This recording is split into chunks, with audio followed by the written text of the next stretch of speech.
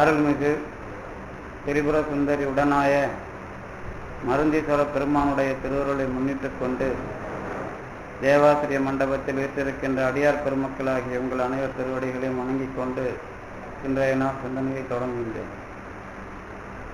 தொடர்ந்து ஞான வேள்வி நிகழ்ந்து வருகின்ற இந்த ஞான மண்டபத்தில் இன்றைய நாள் வள்ளல் பெருமானை அடிப்படையாக கொண்டு அருட்பெருஞ்சோதி அகவலை சிந்திக்கின்ற நாளாக அமைகின்றது. தொடர்ந்து அருட்பெருஞ்சோதி அகவலை சிந்திக்கின்ற வகையில்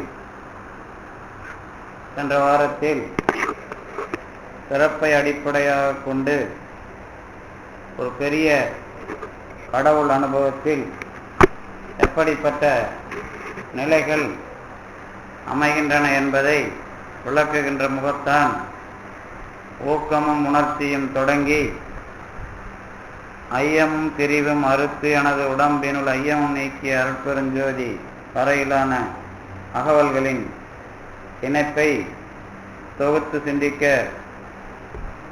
முற்பட்டிருந்தோம். அதனுடைய தொடர்ச்சியாக இன்றைய நாளும் அமைகின்றது. ஊக்கம், உணர்ச்சி, ஒளி தரும் ஆக்கை, ஆக்கம், இந்த நான்கை பற்றிய சிந்தனையில் தெளிவாக ஒரு மனித வாழ்க்கை எப்படி ஒரு பெரிய கடவுள் அனுபவத்தின் முடிநிலையாக தன்னுடைய பிறப்பை நிலைநிறுத்துகிறது என்ற வகையில் நாம் அறிந்தோம். அதிலே ஒளி தரும் ஆக்கை என்பது ஒரு தெளிவான தொடர். இந்த ஒளி தரும் ஆக்கை என்பது சாதாரணமாக எந்த விதமான தளர்ச்சியும் இல்லாத ஒரு உடம்பு வாழ்நிலை தொடங்கி ஒளி உடம்பு பெறுகின்ற ஒரு பெரிய நிலை வரை இருக்கின்ற எல்லா அனுபவங்களையும் தொகுக்கின்ற வகையில்தான் ஒளி தரும் ஆக்கை என்ற தொடரை வள்ளல் பெருமான் இந்த அகவலிலே அமைத்திருக்கின்றார். சாதாரணமாக உங்களுக்கு புரிகின்ற வார்த்தையில் சொன்னால் தேஜஸ் என்பது உங்களுக்கெல்லாம் தெரியும்.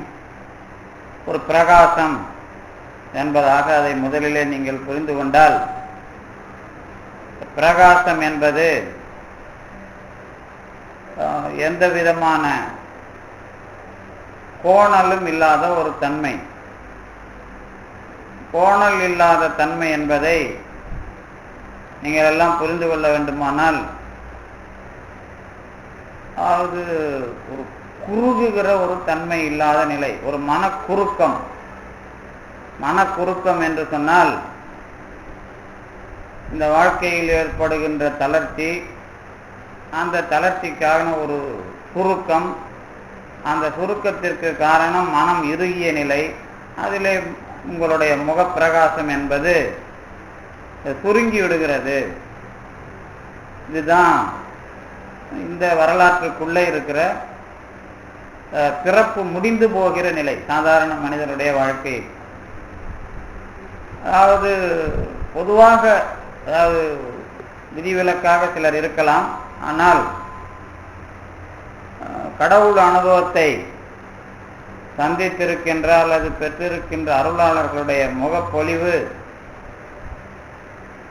பெரும்பான்மையும் அந்த முக சுருக்கம் இல்லாத ஒரு தன்மையை கொண்டிருப்பதை நீங்கள் பார்க்கலாம். நமக்கு அண்மை காலத்திலே இருக்கின்ற சித்தர்கள் மரபு வரை, அதாவது நமக்கு தெரிந்து வாழ்ந்து சமாதி அடைந்து சென்றிருக்கின்ற அந்த சித்தர்கள் பரம்பரை வரை முகத்திலே இருக்கின்ற ஒரு தெளிவு நமக்கு அது எந்த விதமான சுருக்கத்தையும் காட்டவில்லை.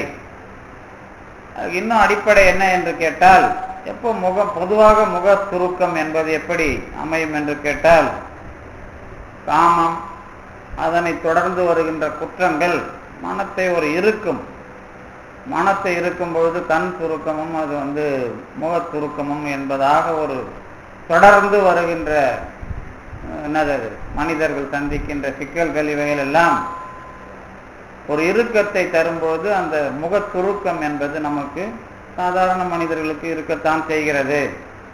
ஆனால் இந்த மாதிரியான ஒரு இறுக்கம் அடைகின்ற அந்த நிலையிலிருந்து விடுதலை அல்லது அந்த விடுதலை என்பது சொல்வதை விட அந்தந்த சிக்கல்களிலே கிடைக்கின்ற விடிவு கொஞ்சம் முக மலர்ச்சியை நமக்கு தரத் தொடங்கும்.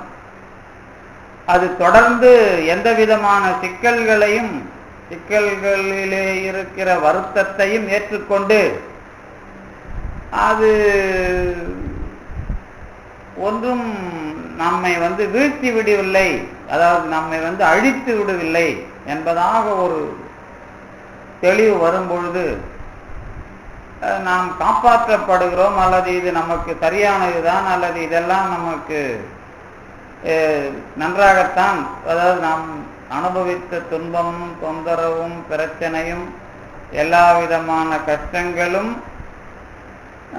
பரவாயில்லை, நாம் இந்த வகையில் இதிலே நாம் மேலே வந்திருக்கிறோம் என்பதாக ஒரு நினைப்பை தருகின்ற வரலாறாக மனித பிறப்பின் வரலாறு அமையும் பொழுது அந்த மனிதன் கடவுளோடு நடைபழகுகிறான். அப்ப அவனுக்கு இயல்பாக முகப்பொலிவு என்பது, அந்த சுருக்கம் தவிர்ப்பது என்பது தொடங்குகிறது. அதுதான் கருணையை உங்களுக்கு காட்டுவது, அதுதான் மரணமில்லாத ஒளி உடம்பை தருவது. இது வரைக்கும் நீங்க அதை சாதாரண பொருளிலேயும் அல்லது நம்ம எல்லாருக்குமான பொது பொருளிலேயும் கொள்ளலாம். மற்றவர்கள் சொல்லும் போது அதாவது என்னது காயகல்பம், அந்த கல்பம், இந்த கல்பம் மூலமாக அந்த ஆற்றலை வீணாக்காமல் முகத்தை வைத்துக் கொள்ளுகிற ஒரு கலையை பற்றி பேசுவார்கள். ஆனால் அந்த கலையை பற்றி பேசுகிற எந்த மனிதரும் அல்லது நம்முடைய வரலாற்றுக்கு உள்ளே வருகிற எந்த மனிதரும் அதன் மூலமாகவே தொடர்ந்து தங்களுடைய பிறப்பை அறுத்துக் கொள்ளுவார்கள் என்பது திட்டவட்டமாக அல்லது உறுதியாக சொல்லுவதற்கு இல்லை. ஏதேனும் ஒரு வகையில் அது திடீர் இழைய தடையையோ அல்லது திடீரான ஒரு மரணத்தையோ அது சந்திக்கிற காலத்தில் இவர்கள் சேமித்து வைத்த அந்த காயகல்பம் எல்லாம் பொய்யாக போய்விடும் என்பதுதான் அந்த வரலாற்றில் இருக்கிற உண்மை. அதை நீங்க பார்க்க தெரிஞ்சுக்கலாம். பொதுவாக இந்த ஒளிதரும் ஆக்கை என்பது அந்த தொடர் நம்மை போன்ற மனிதர்களுக்கான உதாரணமாகவும் இருந்து பெரிய நிலையை அனுபவிக்கிற மரணமில்லா பெருவாழ்வுக்கு கொண்டு போகிற அந்த நிலையில் உடம்பு ஒளி உடம்பாக மாறும். இதுதான் அதனுடைய முடிவு. நாம் இன்னும் ஒளி உடம்புனா எப்படி வரும், அதை பற்றிலாம் விரிவா பார்க்க தான் போறோம். ஆனா அதை பார்க்கறதுக்கு ஒன்றும் இல்லை அப்படிங்கிறதான் என்னுடைய வாதம். என்ன அப்படின்னா, நாம சாதாரணமாகவே மனிதர்களோடு இன்னும் பழக தெரியவில்லை, இன்னும் நம்முடைய பொறுப்பு, நாம் எதில் இருக்கிறோம் என்பதெல்லாம் தெரிந்து கொள்வதற்கே நாம் இன்னும் பழகவில்லை. இன்னும் நாம் கடவுள் என்பதோடு என்ற ஒரு பொருளோடு உறவு கொண்டு அந்த சடங்குகளை எல்லாம் கடந்து அன்பிலே வாழ்ந்து அந்த கருணை அதாவது நிறைந்து அகம்பும் புறமும் துளிம்பி வழிந்து வருகிற ஒரு அனுபவத்துக்கு நாம் தயாராகாத வகையில் எந்த விதமான ஒளி உடம்பை பற்றி பேசுவதற்கெல்லாம் பெரிய தகுதி என்பது நமக்குள்ள வாய்ப்பில்லை. இருந்தாலும் அது ஒரு எப்படி போனால் அது சித்திக்கிறது என்ற ஒரு வரலாறு நமக்கு தருவதுதான் இந்த அருளாளர்களுடைய தொடர்பிலே நமக்கு ஒரு வாய்ப்பாக அமைகிறது. அதில் தான் நம்ம கொஞ்சம் கூடுதலாக இந்த அகவலை நாம் சிந்திக்கிறோம். அதுதான் உண்மை. இதில் ஒளிதரும் ஆக்கை தெளிவாக நீங்கள் ஞாபகம் வச்சுக்கணும். இப்போ அது கருப்பு சிவப்புலாம் கிடையாது. உடம்பிலே அதாவது மன இறுக்கத்தினால் எந்த குறுக்கமும் இல்லாமல் பிரகாசம் அடைகின்ற நிலை. இந்த பிரகாசம் சாதாரண மனிதர்களின் கண்கள் தொடங்கி ஒளி உடம்பாக மாறுகிற உடம்பு வரை பெரிய வரலாற்றுக்கு உரியது என்பதை தொகுத்து காட்டுகிற வகையில்தான் ஒளி தரும் ஆக்கை என்ற தொடரை வள்ளல் பெருமான் இங்க பயன்படுத்தியிருக்கிறார். இன்னொன்று இந்த அருட்பெருஞ்சோதி அகவல் இந்த தொகுப்பு சிந்தனை நான் சொல்றதுல நீங்க முக்கியமா ஞாபகம் வச்சுக்கணும். என்ன ஞாபகம் வச்சுக்கணும் அப்படின்னு கேட்டீங்கன்னா, அந்த எத்தனை அகவல்களில் எந்த செய்தியை விளக்க வருகிறாரோ வள்ளலார், அது பற்றிய ஒரு வரைவு, ஒரு முடிவு முதலிலே சொல்லுகிறார். அப்புறம் அது பற்றிய விளக்கத்தை தொடர்ந்து அடுத்தடுத்த அகல்களில் அமைக்கிறார். அப்படிதான் நீங்க புரிஞ்சுக்கணும். அப்படிதான் அருள் சிவநெறிசார் என்பது ஒரு தலைப்பு, அருள் பெருநிலை என்பது ஒரு தலைப்பு, அருள் சிவபதி என்பது ஒரு தலைப்பு, அருட்பெருஞ்சோதி என்பது முடிநிலை. இந்த அருள் சிவநெறி, அருள் பெருநிலை, அருள் சிவபதி, அருட்பெருஞ்சோதி இந்த 4ஐ தலைப்பாக வைத்து, அதுக்கு பிறகு அது அருள் சிவநெறியாக இருப்பதை நீங்கள் எப்படி உலகத்திலே புரிந்து கொள்ளுகிறீர்கள், ஆகம முடி மேல் அந்த விஷயம். அப்புறம் அருள் பெருநிலை இதுக்கு மேல நீங்க ஈனம் இல்லாமல் எப்படி வாழ்கிறீர்கள். அப்புறம் அருள் சிவபதி என்பதாக அது உரைமனம் கடந்த பொருளாக இருக்கிறது. அந்த மாதிரி ஒரு தலைப்பை சொல்லி அதற்கான விளக்கத்தை தெளிவாக்குகிற வகையில் தான் இந்த அருட்பெருஞ்சோதி அகவலுடைய தொடர்ச்சியை அமைத்திருக்கிறார். அதே முறையில தான் இங்க ஊக்கம், உணர்ச்சி, ஒளிதருமாக்கை, ஆக்கம் என்பது இந்த பிறப்பிலே நாம் பெறுகிற முடிவின் தலைப்புகள் இவை அல்லது வரைவுகள்.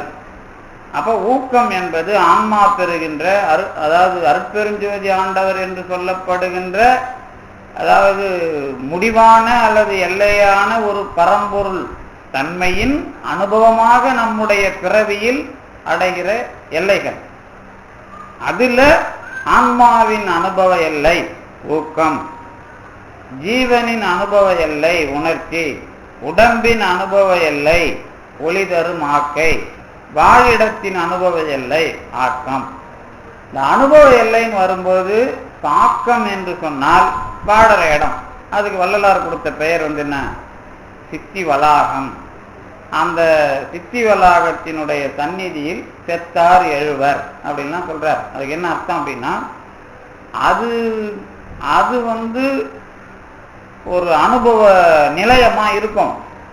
அதுக்கு முன்னாடி போய் நிக்கிறவங்களுடைய தகுதிக்கேற்ப அந்த விஷயம் நீங்க நின்னா அது உங்களது துலங்கும்.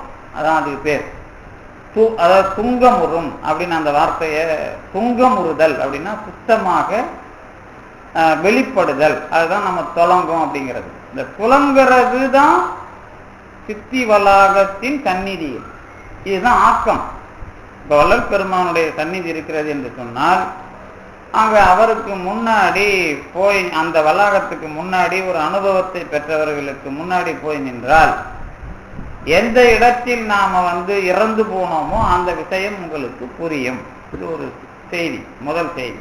அதாவது எந்த விஷயத்தில் நாம் இறந்து போனோமோ, இப்ப நீங்க திருவொற்றியூர் அப்படிப்பட்ட ஒரு நிலையம். திருவொற்றியூர் எப்படிப்பட்ட நிலையம்னா, பாம்பு, பாம்பு புத்து, பாம்போட உயிர், கடவுள் அப்படின்னு 4ம் சேர்ந்த ஒரு இடம். அங்க போய் நீங்க நிக்கிறீங்க அப்படின்னு சொன்னா, அந்த அனுபவம் தான் கடவுள் ஏற்படுத்தி கொண்டிருக்கிற வரலாற்றுக்கு உரிய இடம்.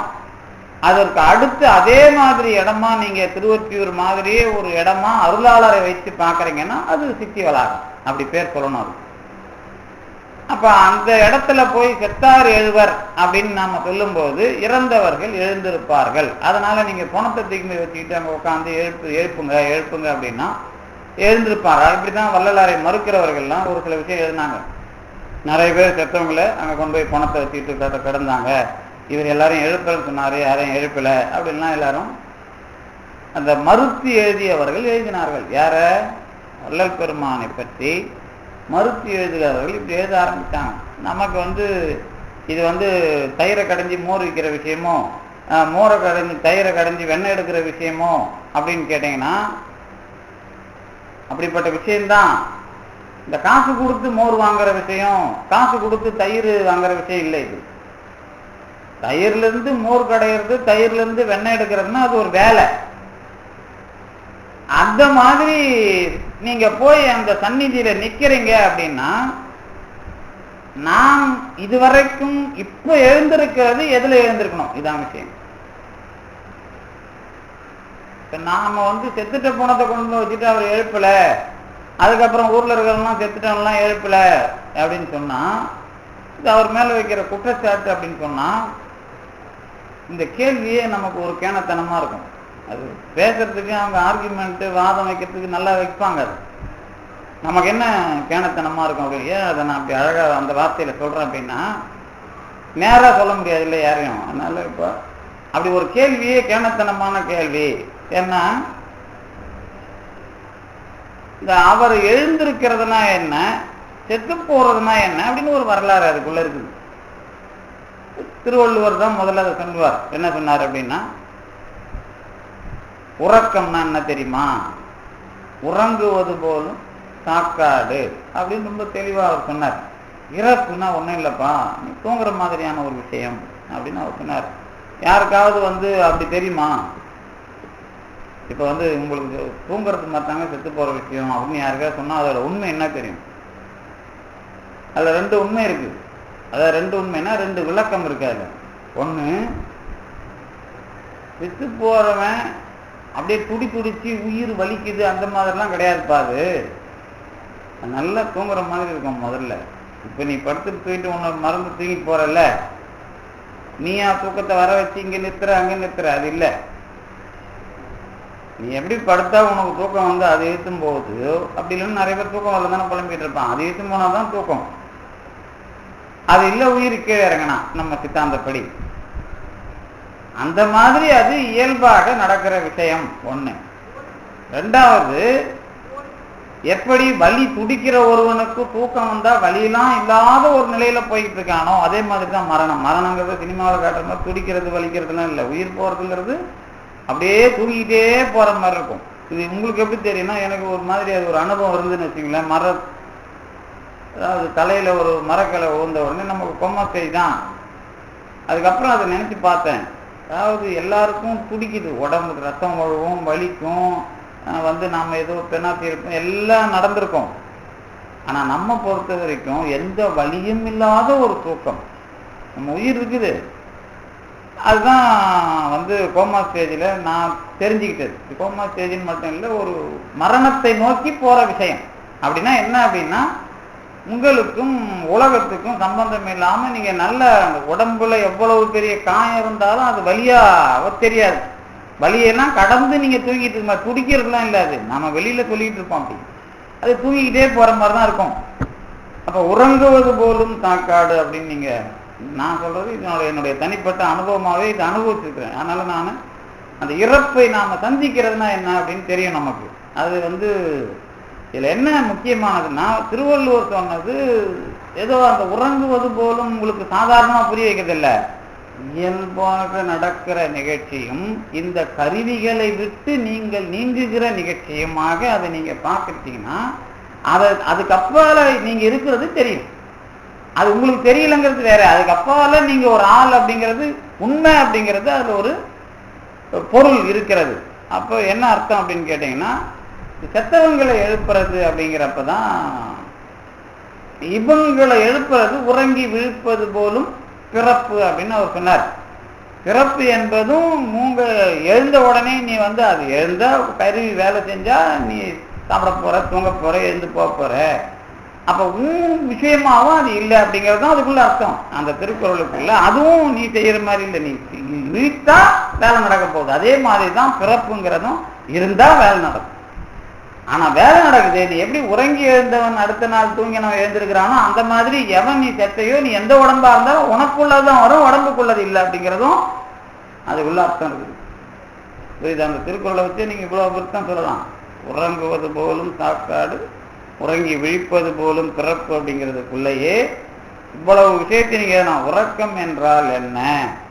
உறக்கம் என்பது நாம் கருவிகளினுடைய தொடர்பை விட்டு நீங்குவது.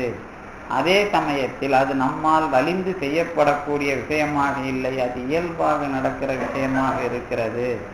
அதற்கு பிறகு உறங்கி விழிப்பது போலும் பிறப்பு என்று சொன்னால் அதுவும் நாம் இருந்தால் அந்த கருவிகளோடு சேர்ந்தால் தெரிய வருகிறதே தவிர மற்றபடி நாம அதை சேர்த்து கொண்டோம் என்பது தெரியவில்லை.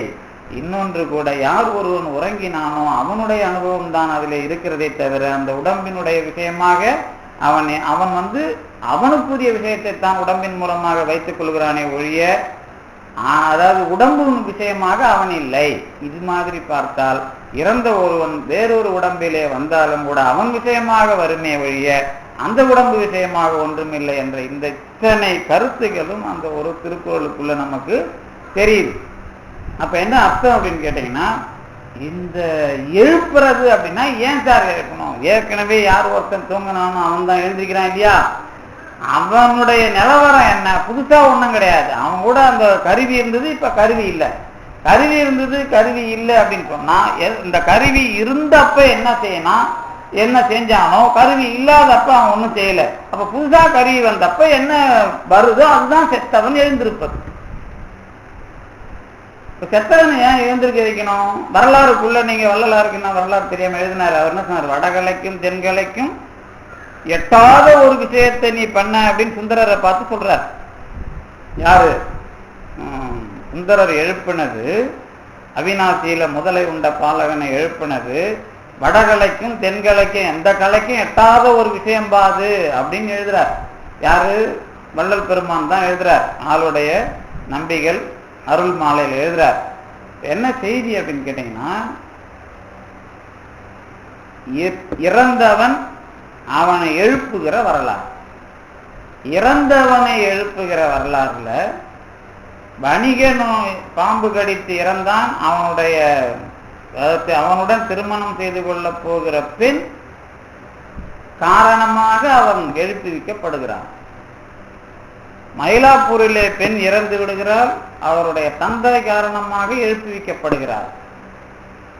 அதே மாதிரி பெற்றோர் காரணமாக அவிநாசியில் பிள்ளை எழுப்புவிக்கப்படுகிறான். இதெல்லாம் உண்டு. ஆனால் எழுப்புவித்தல் என்பது முத்தி தருகிற விஷயம் கிடையாது. இறந்தவர்களை எழுப்புதல் என்பது அது ஒரு முத்தி தருகிற விஷயம் இல்லை. அது அந்த உயிரை மேல கொண்டு வந்து அடுத்த வினையை அனுபவிக்க அந்த உடம்பையே பயன்படுத்துவது. இதுதான் அதுக்கான தெளிவான கருத்துரை. அதாவது நீங்க வரலாற்றுக்குள்ள உலகத்துல வேற எந்த நாட்டிலையும் இப்படி வரலாறு இல்லை, தமிழ் இருக்குது. அதை நீங்க நம்புறீங்களா இல்லையாங்கிறதுலாம் அது எனக்கு தெரியாது. நீங்க நம்பினா நம்புங்க, நம்பாட்டா போங்க, அதை பத்தி எனக்கு பிரச்சனை இல்லை. அந்த வரலாற்று விஷயமா விவாதித்தால் அதற்கு என்ன பொருள் அப்படின்னு கேட்டீங்கன்னா, முதலாக இறந்தவர்களை எழுப்புதல் என்பது சாத்தியப்படவில்லை திருமூலர் காலம் வரை, அல்லது நிகழ்த்தப்படவில்லை.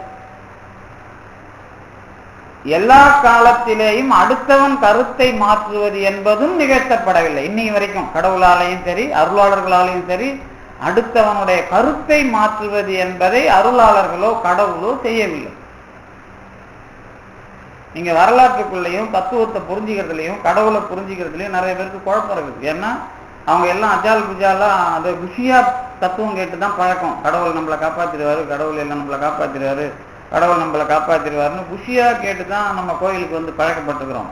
ஆனா விஷயத்தை தெளிவா தெரிஞ்சுக்கணும் அப்படின்னு நம்ம இன்னும் முயற்சி எடுத்து அதுக்குள்ள வருத்தப்படாம நாம எல்லாத்தையும் வாங்கி தலையில போட்டுக்கலாம் அப்படிங்கிறதுனால நம்ம அப்படி குஷியாவே தத்துவத்தை படிச்சுட்டு இருக்கிறோம். அதனால நமக்கு விளங்கல அப்படின்றதுதான் பிரச்சனை. ஆனால் உண்மையில் கடவுள் அருளாளர்கள் இவர்கள் இரண்டு பேருமே அடுத்தவருடைய கருத்தை மாற்றியதாக வரலாறு இல்லை. இன்னும் கூடுதலாக அருளாளர்களாக வந்தவர்களுடைய கருத்தை மாற்றவே கடவுள் முயற்சிக்கவில்லை. சுந்தரர் கருத்தை மாத்திருக்கலாம்ல, ஏன்பா நீ அந்த பொண்ணு வேணாம்பா அப்படின்னு சொல்லிருக்கலாம்ல, திருவொற்றியூர்ல சொல்லிருக்கூடாது, சொல்லிருக்கலாம், சொல்லல. கடவுள் அருளாளர்களாக இருந்தாலும் அவன் மாற்ற முயற்சிக்கவில்லைங்கிறது தான் உண்மை. ஏன் அப்படின்னா அதுதான் ஆன்மாவினுடைய தனித்தன்மையும் கடவுளுடைய தனித்தன்மையும். கடவுள் ஆன்மாவை தாக்க மாட்டான், ஆன்மா தான் அனுபவிக்காமல் என்ன பண்ணாது, தலையெடுக்காது. அவன் தாக்க மாட்டான், இது தலையெடுக்காது. என்னதான் கடவுள் அருளை தலை மேல கொண்டாந்து அந்த தலையில வச்சாலும் சரி, அது தலையெடுக்கிறதுக்கு அதுங்கையில தான் இருக்குது. என்னதான் கடவுள் வச்சு நம்ம கூட அனுபவிச்சாலும் நம்ம கருத்தை கடவுள் நீ திணிச்சு மாற்ற மாட்டார். இது எந்த வரலாற்றுக்குள்ளேயும் இதுதான் உண்மையே தவிர இதை நீங்க எந்த கருத்தை கொண்டு மாத்தினதாலும் வரலாறுலாம் கிடையாது. சொன்னா நான் அதுக்கு பதில் சொல்ல தயாரா இருக்கிறேன்.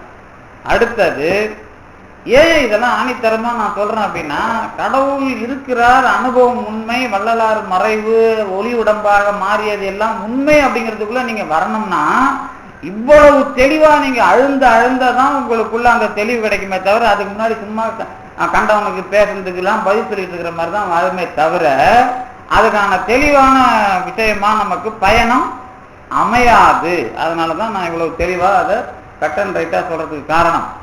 அடுத்தது இப்ப நான் சொன்னேன்ல கடவுள் செய்ய மாட்டாருன்னு, அப்ப செத்தவனை எழுப்புறது அப்படிங்கிறது கடவுள் ஏன் முயற்சி பண்ணணும்? திருமூலர் என்ன பண்றார், அந்த உடம்போட ஆன்மாவை கொண்டாந்து இழுத்து சொருகல.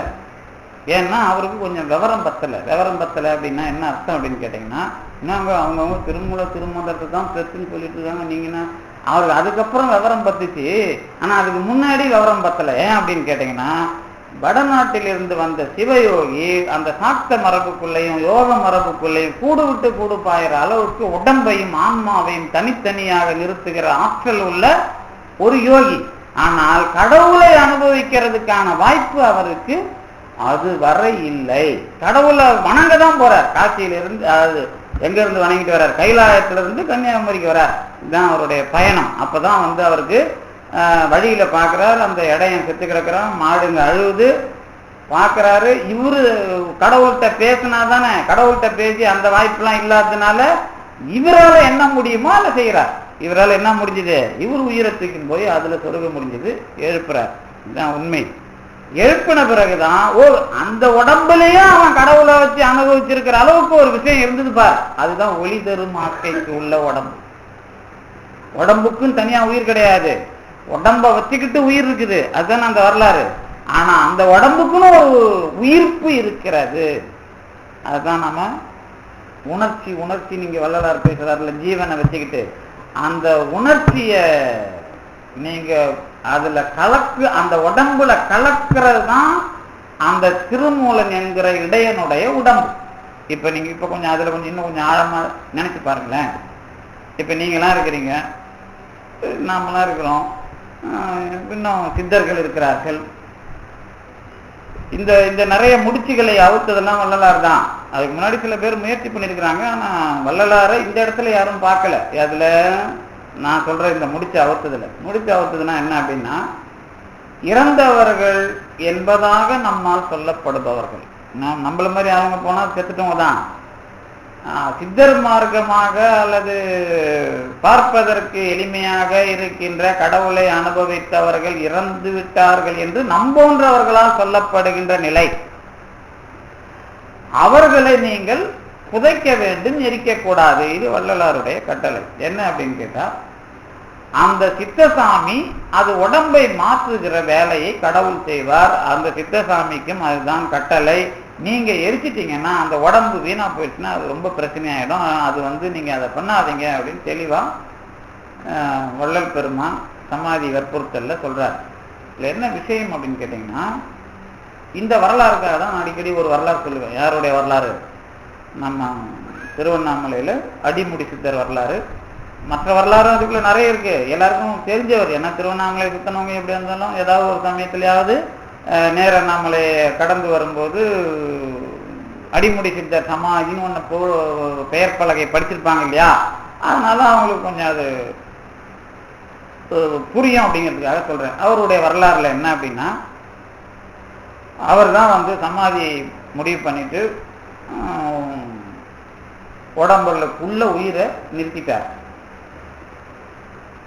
சீடர்களுக்கு கட்டளை எடுக்கிறார். என்ன கட்டளை எடுக்கிறாருன்னா, நான் சமாதி நான் உயிரை அந்த உடம்பு அசையாமல் நிறுத்திய பிறகு, நான் ஏன் இதெல்லாம் ரொம்ப தெளிவா சொல்றேன்னா, அவர் அப்படி சொன்னாரான்னு இல்லை, உங்களுக்கு புரியறதுக்காக.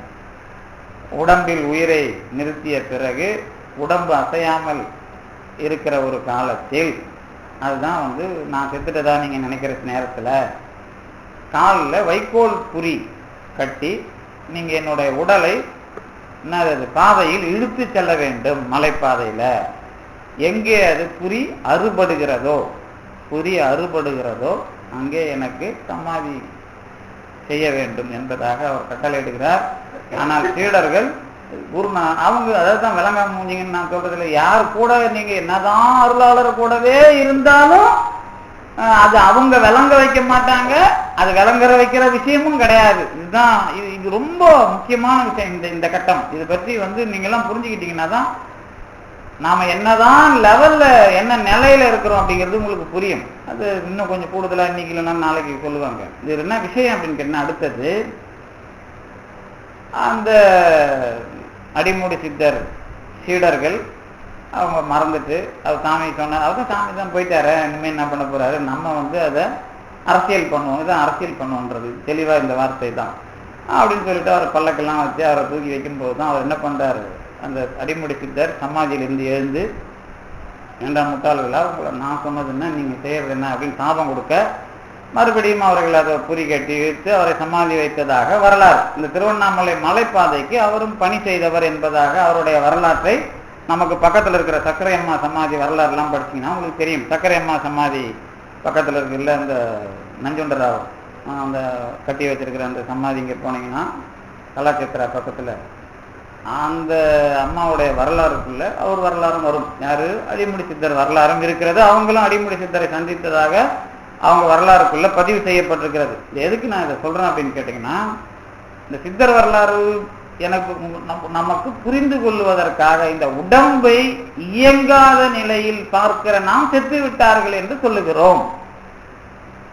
ஆனால் இதுதான் திருமூலர் ஒரு வார்த்தை சொல்வார், செத்து இட்டு இருப்பரே அப்படிம்பார். செத்து இட்டு இருப்பரேன்னு எழுதுவார், சிவன் சிவனாயிடே அப்படின்னு சொல்ற அந்த அந்த அந்த திருமந்திரத்துக்குள்ள நான் பலமுறை படிச்சிருக்கேன்.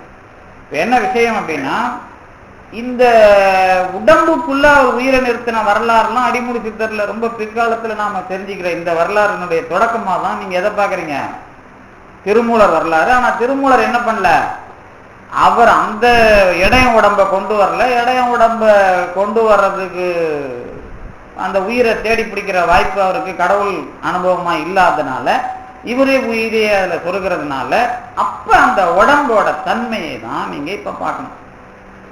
இடையன்னை பொறுத்தவரை அவன் சாதாரண ஆன்மாதான்.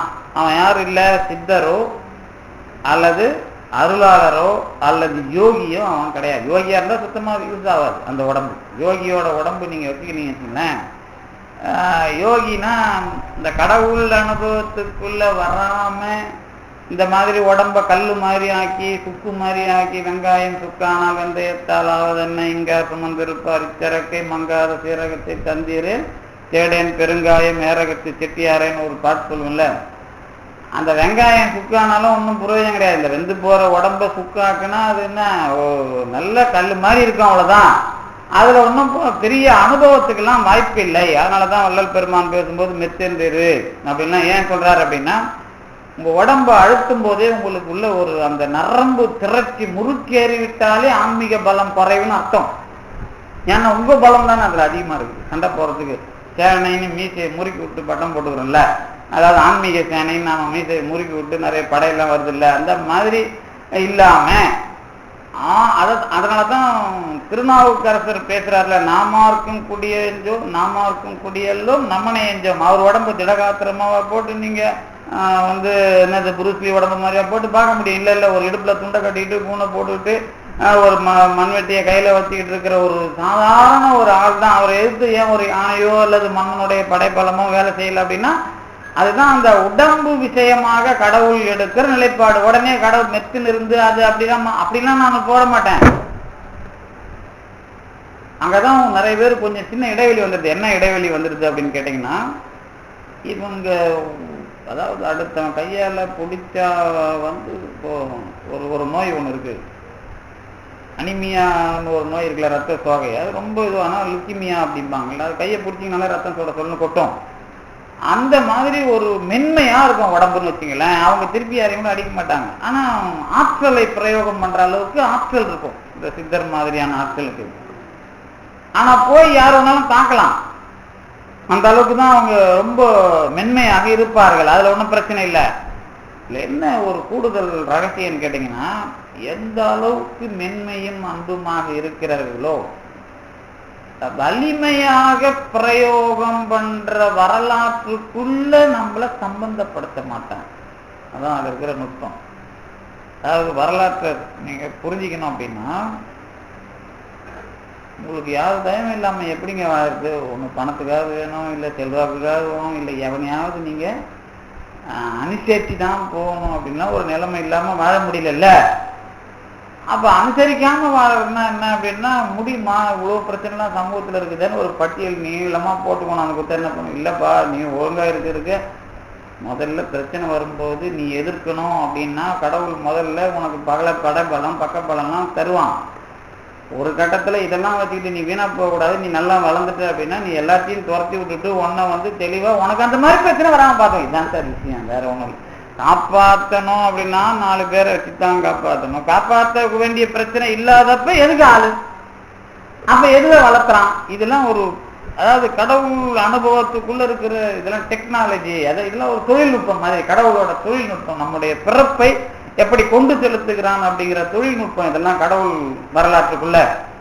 அதனால நீங்க ஏதோ இதுக்குள்ள சும்மா இல்லை. இந்த உடம்பு மெத்தென்று இருக்க இந்த உடம்பு எப்படி மெத்தென்று இருக்கும், இதற்கான உயிர்ப்பு தன்மை என்ன அப்படின்னு கேட்டீங்கன்னா, அதுதான் இந்த ஒளி தரும் ஆக்கையும் உணர்ச்சியும் சேர்த்த இடம். அதாவது உணர்ச்சியும் ஒளி தரும் ஆக்கையும் சேர்ற இடம் தான் திருமூலர் அனுபவிச்ச அந்த இடையன் உடம்பு. உணர்ச்சினா உங்களுக்கு தெரியும். உணர்ச்சி அப்படின்னு சொன்னா என்ன அப்படின்னா, சாதாரணமா உலகத்துல நீங்க அந்த என்ன பொருளை தெரிஞ்சு வச்சிருக்கிறீங்க எல்லாரும் அப்படின்னா, உணர்ச்சி வசப்பட்டு பேசலாம், அல்லது உணர்ச்சி வசப்பட்டு தப்பு பண்ணிட்டான், உணர்ச்சி வசப்பட்டு என்னது அது மாட்டிக்கிட்டான், இப்படிலாம் நிறைய சொல்லுவோம்ல. உணர்ச்சி வசப்படுறதுன்னா என்ன? நாம உலகத்துல அந்த வார்த்தைக்கு பழக்கப்படுத்திட்டோம் அப்படின்னு கேட்டீங்கன்னா, நம்முடைய அறிவு ஒரு கட்டுப்பாட்டின் கீழே வராத சமயத்தை உணர்ச்சி வசப்பட்டுட்டான் அப்படின்னு நாம சொல்றோம். சரி, கட்டுப்பாட்டின் கீழே எப்படி வருவான் இவன்? அப்பதான் சார் வெங்காயத்தையும் பூண்டையும் கட் பண்ணாதான் சார் சரி வரும். சாப்பாட்டுல கட் பண்றோம்ல, அதானே சார் பண்றாங்க. வேற என்ன பண்றாங்க? உணர்ச்சி வசப்படாம இருக்கிறதுக்கு நம்ம ஆளுங்க பண்ற விவகாரம்னா, சாப்பாட்டுல எதையாவது உப்பை குறைக்கிறது, இல்லை பூண்டை குறைக்கிறது, இல்லை வெங்காயத்தை குறைக்கிறது, இவ்வளவுதானே பண்றோம். வேற என்ன பண்றோம்? சாப்பாட்டை தானே குறைச்சுக்கிறோம். வேற என்ன தெரியுது? அதுக்கப்புறம் நோய் வந்தா, இல்லை சார் ரகசியமா யாருக்கும் தெரியாம நீங்க என்ன பண்றீங்க, புலால் சாப்பிட்டீங்கன்னா தான் சார் தெரியாதும், இன்னும் கொஞ்சம் அதிகமாக சொன்னீங்கன்னா நீங்க அதை சாப்பிடுங்க சார், இதை சாப்பிடுங்க சார், ரகசியமா வேற சொல்றாங்களே. சரி, இல்லை சார் எங்க வேலை அசைவமா சாப்பிட முடியாது, மாத்திரையா கொடுத்துருங்களா மொழிங்கிறேன். சரி, மீன் மாத்திரை சாப்பிடு, இல்லை அந்த மாத்திரை ஏதாவது பாம்பு மாத்திரை சாப்பிடு, ஏதாவது ஒரு மாத்திரை சாப்பிடு. ஆமா, பாம்பு மாத்திரைலாம் விலை அதிகம் பேங்காக்லாம். அப்ப எதையாவது ஒன்று சாப்பிடு அப்படின்னு சொல்லிட்டு நமக்கு கொடுக்குறாங்கல்ல. இப்ப என்ன விஷயம் அப்படின்னு கேட்டீங்கன்னா, நீங்க ஒழுங்குபடுத்துறது இந்த மெட்டீரியல் அல்லது இந்த பொருள்களை வச்சே பேசும்போது, இது இல்லைன்னா அதை மாற்ற, அப்படி இல்லைன்னா இதை மாற்றி கொடு, இப்படி இல்லைன்னா அதை மாற்றி கொடு, எதையாவது ஒண்ணு செஞ்சுக்கிட்டு தான் இருக்கிறோம் நாம. இதுல என்ன விஷயம் அப்படின்னு கேட்டீங்கன்னா, அதனாலதான் இந்த உடம்பு உணர்ச்சி, இந்த உணர்ச்சிங்கிறத இன்னைக்கு இந்த மாற்று பொருள்ல அல்லது எதிர்பொருள்லயே நாம பழக்கிட்டோம். உணர்ச்சினா என்ன அப்படின்னு கேட்டீங்கன்னா, உணர்ச்சி தான் நட்பாம் கிழமை தரும். உணர்ச்சி பழகுதல் வேண்டாம், உணர்ச்சி தான் நட்பாம் கிழமை தரும் அப்படின்னு ஒரு திருக்குறள். என்ன அப்படின்னா, சேர்ந்து வாழறது மட்டும் இல்லப்பா, உணர்ச்சி தான் நட்பு என்ற ஒன்றை தரும் அப்படின்னு அந்த திருக்குறள். இந்த சேர்ந்து இருக்கிறதுனாலே அதுல கூட இன்னும் நாலடியார்ல இன்னும் கொஞ்சம் அதிகப்படியா போய் சொல்லுவான். ரொம்ப நாள் பழகிட்டங்கிறதுக்காக நல்ல நண்பனம் கிடையாது, கொஞ்ச நாள் தான் பழகினங்கிறதுக்காக கெட்ட நண்பனம் கிடையாதுப்பா அப்படின்னு நாலடியார்லாம் வரும். இதுல என்ன, அங்கதான் என்ன பண்றாங்கன்னா, அவங்க உணர்ச்சி தான்ப்பா முக்கியம் அப்படிங்கிறாங்க. அப்புறம் உடனே உணர்ச்சிக்கு ஒரு உதாரணம் திருவள்ளுவர்கிட்ட போய் கேட்டா அவர் என்ன சொல்றாரு, உடுக்கை இழந்தவன் கை போல ஆங்கே இடுக்கன் களைவதான் நட்பு. உணர்ச்சிக்கு உதாரணம் தான் அது. நீங்க ஏதோ இதுக்குள்ள எழுதுறீங்க, அது இல்ல. எவ்வளவு வேகமாக அல்லது இயல்பாக இந்த கை வேலை செய்கிறதோ, அது நீங்க எப்படி வேலை செய்யணும், தொழில்நுட்பம், அதாவது இலக்கண தொழில்நுட்பத்தை பயன்படுத்தி நீங்க உரை எழுதுங்கிறதுலாம் எனக்கு கவலை கிடையாது. கையோட விஷயம்தான். கை மறைக்குதா இல்லை துணியை பிடிக்குதாங்கிறதுலாம் எனக்கு தெரியாது. ஆனா இயல்பாக விரைவாக இந்த ரெண்டும் இருந்தா என்னது, உடுக்கை இழந்தவன் கை போல ஆங்கே இடுக்கண் களைவது ஆம் நட்பு.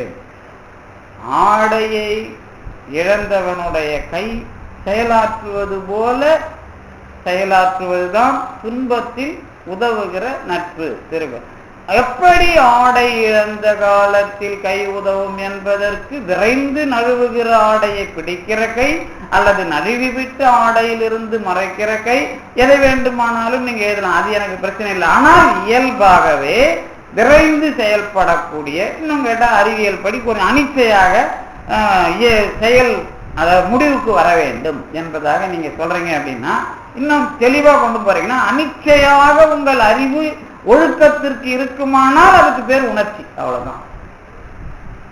அந்த வார்த்தை இன்னைக்கு நம்ம உரை அன்னைக்கு பரிமையில தான் உரை அனிச்சை செயல் அப்படின்றதுலாம் அப்ப சொல்லல. அனிச்சையாக ஒழுக்கத்திற்கு நீங்கள் இருப்பீர்களானால் முடியுமா? அது எந்த கட்டத்திலையும் உங்களை ஒழுக்கத்திலிருந்து மாற்ற முடியாது சார். அப்படின்றதான் அனிச்சையா ஒழுக்கம் உங்களுக்குள்ள வரும். அனிச்சையா ஒழுக்கம் வருமா? இச்சை செயல் அனிச்சை செயல்னு அறிவியல சொல்லி கொடுப்பாங்க. நீங்க திட்டமிட்டு நீங்க கண்ட்ரோல் பேனலுக்கு போயிட்டு வர்றது, கண்ட்ரோல் பேனலுக்கு போகாம தானா நடக்கிறது அப்படின்லாம் இச்சை செயல் அனிச்சை செயல்னு சொல்லுவாங்கல்ல. எந்த ஒரு இச்சை செயலும் அனிச்சை செயலாக உங்களுக்கு மாற்றப்படாது. ஆனா நம்முடைய பாதுகாப்பு கருதி பல செயல்கள் அனிச்சை செயல்களா நடக்குது. அதே விஷயம் இந்த உலகத்துல நீங்க ஒழுக்கத்தை பழகி பழகி பழகி அதை அனிச்சை செயலை ஆக்கியிருந்தா அவன் தான் மானம் உள்ளவன் பேர். அதுதான் என்னது, மயிர் நீப்பின் உயிர் வாழ கவரிமான் அன்னார். அதானே அவர் திருவள்ளுவர் சொல்றாரு. அந்த ஆள் யாரு அப்படின்னு கேட்டீங்கன்னா, அந்த அளவுக்கு ஒழுக்கத்தோடு பழகிறவன். இயல்பா ஒரு முடிவெடுக்காது. எது ஒழுக்கம்? இயல்பா உடனடியா தன்னை நிலைநிறுத்துவதற்கு ஒரு முடிவெடுக்கும். அது முடியுதா பாருங்களா? அதாவது அது இருந்ததுனாலதான் திருமூலர் என்கிற ஆன்மா அந்த இடையன் உடம்புல வந்ததுனாலதான் இன்னொரு அந்த இடையன் உடம்புக்கு உரிய என்னது பெண் அல்லது அவனுடைய மனைவி வந்து நிக்கிறப்போ இது நான் இல்லை அப்படின்னு சொல்ல வைக்குது. இதுல திருமூலர் சொன்னாரா அந்த உடம்பு காரணமா அப்படின்னு ஒரு பட்டிமன்றம் வச்சா எப்படி இருக்கு? அதாவது இந்த இடத்துல ஏன்னா இது கொஞ்சம் பொருத்தமா இருக்கும். இது இப்ப நம்ம உடம்பு இருக்குல்ல, இப்ப நான் சொல்லுவேன், இப்ப நம்ம சென்னையில வாழறவங்கலாம் சூடு சொரணை கொஞ்சம் கம்மி தான். ஏன்னா அதாவது சென்னையில வாழறவங்கன்னா கொஞ்சம் வசதியா இருக்கிறவங்களை பத்தி எனக்கு கவலை இல்லை. நம்ம நடுத்தர மக்கள் பஸ்ல போயிட்டு வரவங்களுக்குலாம் சூடு சொரணை கொஞ்சம் கம்மி தான். ஏன்னா நமக்கு வேற வழி இல்லை. நமக்கு இயற்கையாகவே சூடு சொரணை இல்லாமல் வாழ்ந்தால்தான் நாம சண்டை இல்லாம கொஞ்சம் போய் வந்துட்டு இருக்க முடியும். இல்லாட்டா சண்டை தான் வரும் எல்லா இடத்துலயும். அவன் பார்த்தாலும் சண்டை வரும், அப்புறம் இடிச்சாலும் சண்டை வரும், தொடச்சாலும் சண்டை வரும், எல்லாம் சண்டை வரும். ஆனா சினிமாவில் மட்டும் சும்மா விரல் பட்டாலே அவன் துணி ஏற்றுவான் தலைக்கு மேல காதலை. ஆனா இங்க நாம தெரிஞ்சுக்குவோம், பிடிச்சிப்போம், அடிச்சுப்போம். எவனுக்கும் காதல் வந்த மாதிரிலாம் நமக்கு தெரியாது. ஏன்னா நமக்கு பஸ்ல அவ்வளவு மானங்கட்ட வேலைலாம் நடக்கும். என்ன விஷயம் அப்படின்னு கேட்டீங்கன்னா, இது உடம்புல நமக்கு நம்ம தோல் தாண்டி ஒரு எஞ்சான் விரற்கடைக்கு உங்களுடைய உடம்பு வடிவம் இருக்குது அப்படின்லாம் உங்களுக்கு யோகத்துல அதெல்லாம் சொல்லி கொடுப்பாங்க. அப்புறம் எஞ்சான் விரற்கடை, அப்புறம் 16 அங்கெல்லாம் சொல்லி கொடுப்பாங்கல்ல. இதெல்லாம் இதே விஷயம்தான் உங்க உடம்பை சுத்தி உங்க வியாபகம் இருக்குது. இதுல நாம நுட்பமாக இருக்கிறோம் அப்படின்னு சொன்னா, அதாவது நம்ம உடம்பை அதாவது நுட்ப உணர்வுன்னு சொல்றாங்கல்ல, நுட்பமா அதாவது நுண்ணுணர்வுன்னு ரொம்ப அழகாலாம் சொல்லுவாங்கல்ல, நுண்மையா நுட்பமா நுண்ணுணர்வா அப்படின்லாம் சொல்றோம்ல. இதுக்கும் ஆன்மாவுக்கும் என்ன சம்பந்தம்? இதை கொஞ்சம் தெளிவுபடுத்துறேன். நீங்க எதுக்கும் ஆன்மாவுக்கும் என்ன சம்பந்தம் அப்படின்னு கேட்டீங்கன்னா, இப்ப ஆன்மாங்கிறது உயிர், அது உங்களுக்கு நல்லா தெரியும்ல. உயிருங்கிறது தான் அறிவாளி, அதுவும் நல்லா தெரியும். உடம்புக்கு என்ன இல்லை, கடைசி வரைக்கும் அறிவுங்கிறது அதுவா உடம்புல இருந்தே வேலை செய்யாது. ஆனா உடம்புல வச்சு உங்களுக்கும் அறிவு மாற்றம் உண்டு அப்படிங்கறதுதான் திருமூலர் வரலாறு. இதுதான் விஷயம். திருமூலர் வரலாறுடைய நுட்பமே அதான். பின்னாடி அவருக்கு பின்னாடிதான் திருஞான சம்பந்தர் வந்த பிறகுதான் எந்த உடம்புல எந்த உயிர் போச்சோ அந்த உயிரை கொண்டாந்து வச்சாங்க. நீங்க ஒருவேளை அதுக்கு சாட்சி இருக்குதான்னு அதுக்கும் கேட்கலாம். என்ன அதை பத்தி கவலை இல்லை. ஏன் அப்படின்னு கேட்டீங்கன்னா, அடுத்தவன் இன்னொரு பொண்ணு அவன் காதலிச்ச உடம்பு தானே அது. அதாவது திருமருகல்ல செத்து போறான் அந்த வணிகன். உடனே திருஞான சம்பந்தர் தடையா எனமால் சரணி என்னுமாலும் ஒரு பாட்டு பாடுறாரு. அப்பதான் அந்த வணிகன் எழுந்திருக்கிறான். 2 பேரும் கல்யாணம் பண்ண வைக்கிற விஷயம் நடக்குது இல்ல. அந்த உயிர் வந்தாதான் அந்த பொண்ணுக்கு கல்யாணம்.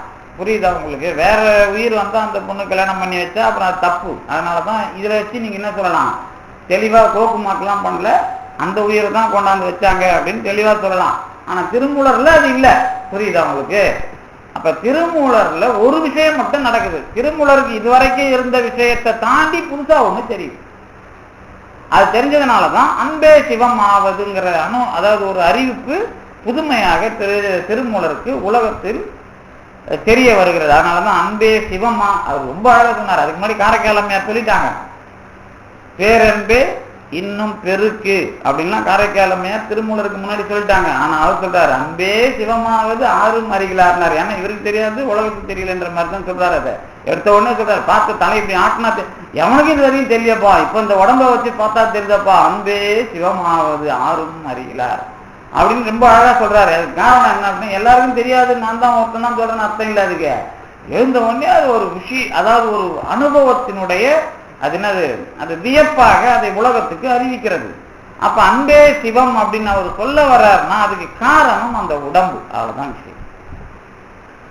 அன்பே சிவம்ங்கிறது அறிவை வச்சு நீங்க சொல்லல, அப்ப உடம்பை வச்சு தான் சொல்றீங்கன்னா, இப்ப இந்த முரண்பாட்டை நீக்கினீங்கன்னா தான் உங்களுக்கு வள்ளலார் புரியும், சைவ சித்தாந்தத்தோட அருமை தெரியும்.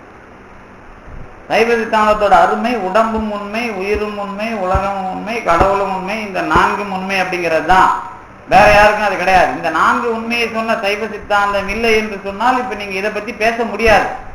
அப்ப தெளிவா நீங்க என்ன பண்ண போறீங்க அப்படின்னு கேட்டீங்கன்னா, இந்த அறிவு என்பதை வைத்து பேசினால் எந்த காலத்திலேயும் திருமூலர் மாதிரி ஒரு தனியா உயிரை எடுக்கிற விஷயம்தான் வரும். உயிரை எடுக்கிற விஷயம்னா உங்களும் இல்ல, தனியா உயிரை தனியா இதுன்னு உயிர் மட்டும் விளையாடுற விஷயமா தான் தெரியும்.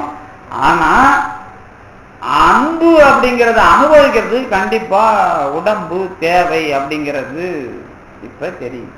ஆனா இது வரைக்கும் நல்லா பாத்துங்க, இப்ப இதெல்லாம் நான் கொஞ்சம் இதுக்குள்ள ஒரு வாய்ப்பு கொடுக்கறதுனால நமக்கு புரியுது. இல்லாட்டா நம்ம உட்காந்துட்டு இருந்தா புரிய போறது இல்லை இந்த விஷயம். என்ன வாய்ப்பு கொடுக்குறாங்க அப்படின்னா, இப்ப திருக்குறளே நீங்க மறுபடியும் எடுத்து வச்சு பாருங்களேன். அன்பின் வழியது உயிர்நிலை. உயிரோட நிலை எது அப்படின்னு கேட்டீங்கன்னா அன்பின் வழியை. அதே மாதிரி அன்பிலார்க்கு என்பு தோல் போர்த்த உடம்பு, அதெல்லாம் சொல்றாருல்ல. இப்பெல்லாம் என்ன அப்படின்னு கேட்டீங்கன்னா, இந்த உடம்பையும் உயிரையும் சேர்த்து வச்சு அன்பை பத்தி பேசுறாங்க அப்படின்னு தெரியுது. நானும் நிறைய அன்பை பத்தி எல்லாம் பேசியிருக்கிறேன். அன்புனா என்ன அப்படிங்கறதெல்லாம் விரிவா ஆராய்ச்சி பண்ணியிருக்கிறேன். நான் அப்பெல்லாம் சொல்லியிருப்பேன், உங்களுக்குலாம் யாருக்கும் அன்பு பத்தினா தெரியாது அப்படின்னே தெளிவா சொல்லியிருப்பேன். அது தெரியாதுங்கிறது தான் உண்மையும் கூட. அன்பு அனுபவிக்கிறதுங்கிறது இப்ப நாம புரிஞ்சுக்கிட்டு இருக்கிற உலகத்துல பேசுற எதுவுமே அன்பு இல்லை. சொற்பொழிவு வேணா பேசலாம், ஆனா நாம பேசுற எல்லாமே எதிர்பார்ப்பு வகையிலேயும் அல்லது ஆணவ சார்பிலேயும் நமக்கு அன்பு என்பது இல்லை. ஏதாவது ஒரு உறவு வரைக்கும் தான் நமக்கு இருக்குது. அது உறவு என்பது ஏதாவது ஒரு நிறைவேற்றி கொள்ளுகிற எதிர்பார்ப்பு உடைய ஒரு அடிப்படையில் இயங்குகிற ஒரு அமைப்பு. அதனால அதுக்குள்ள நீங்க அன்பை முழுவதுமாக தெளிவுபடுத்த முடியாது அப்படிங்கிறது நான் பல முறை சொல்லியிருக்கிறேன். அது அப்புறம் விஷயம் என்ன அப்படின்னு கேட்டீங்கன்னா, அன்பின் வழி அது உயிர் நிலை. அப்புறம் அன்பிலார்க்கு என்பு தோல் போர்த்த உடம்பு. இதெல்லாம் சொல்லும் போது உடம்பையும் உயிரையும் சேர்த்து வச்சுதான் அன்பை புரிய வைக்க முடிகிறது அப்படின்னு ஒரு புது முடிவை நம்ம கொண்டு போறோம். அது ஏன் அதை நான் இன்னும் தெளிவா சொல்றேன் அப்படின்னா, வள்ளலார் ஜீவனுக்கு உணர்ச்சி அப்படிங்கிறத வச்சு இங்க பேசுறாரு. உயிருக்கு ஊக்கம் பேசுனது அது நம்ம பேசணும், அது இன்னும் இருக்குது. இந்த ஒளிதரும் ஆக்கையை வச்சு இப்ப இந்த பக்கம் எதுல ரிவர்ஸ் அந்த பின்னாடி இருந்து நாம இப்ப கொண்டு வரோம் முடிவை. அதுல ஒளிதரும் ஆக்கையை பத்தி கொஞ்சம் விவரமா பேசணும். ஆனா அதோட எல்லை எங்க முட்டுப்படுதுன்னா உணர்ச்சியில முட்டுப்படுது. உணர்ச்சியில முட்டுப்படுறதுன்னா என்ன அப்படின்னு கேட்டீங்கன்னா, அறிவுங்கிறதுக்கு அங்க நாம பேசல. எங்க பேசல? இந்த உணர்ச்சியில பேசல. அறிவு அப்படின்னா நீங்க சும்மா அதை பத்தி ரொம்ப ஆராய்ச்சி பண்ணா நமக்கு இது முடியாது. அறிவுனா என்னன்னு முடிவு பண்ணினோம் நீங்க கேட்டீங்கன்னா, இப்ப நேரா சூரியனை பார்த்தீங்கன்னா உங்களுக்கு என்ன தெரியும்? கண்ணெல்லாம் கூத்துரும். சூரியன்ல வெளிச்சம் இருக்கு. ஆனா வெளிச்சத்தை வச்சு உலகத்தை பாக்குறீங்கல்ல, இதுதான் உணர்ச்சி. சூரியனை பார்த்தா அறிவுன்னு வச்சுங்களேன், அது மட்டும்தான் தெரியும், வேற ஒன்றும் தெரியாது. இந்த பக்கம் நீங்க வெளிச்சத்தை வச்சு எல்லாத்தையும் பார்க்கலாம், இதுக்கு பேர் உணர்ச்சி. சூரியனை மட்டும் பார்த்தா அறிவு. சூரியன் எப்படியோ அதே மாதிரி நாம் அறிவாளி தான். ஆனா நம்மோட அறிவுக்கு பேர் செய்திகள் தான். ஒரு புத்தகம், ஒரு நூல், ஒரு வாழ்க்கை, ஒரு அனுபவம், ஒரு காதல், ஒரு வீடு, ஒரு உறவு, ஒரு உலகம், ஒரு நாடு, ஒரு ஊரு, எதுவோ அதெல்லாம், இது எல்லாமே செய்திகள் தான். இந்த செய்திகள் எல்லாமே என்ன? உணர்ச்சி சம்பந்தப்பட்டவை. உணர்ச்சினா என்ன அப்படின்னா, ஆன்மா என்கிற அறிவு இந்த உடம்பை பயன்படுத்தி சேகரித்து வைத்திருக்கின்ற எல்லா விதமான விஷயங்களும் உணர்ச்சி அப்படின்னு நீங்க வச்சுக்கணும்.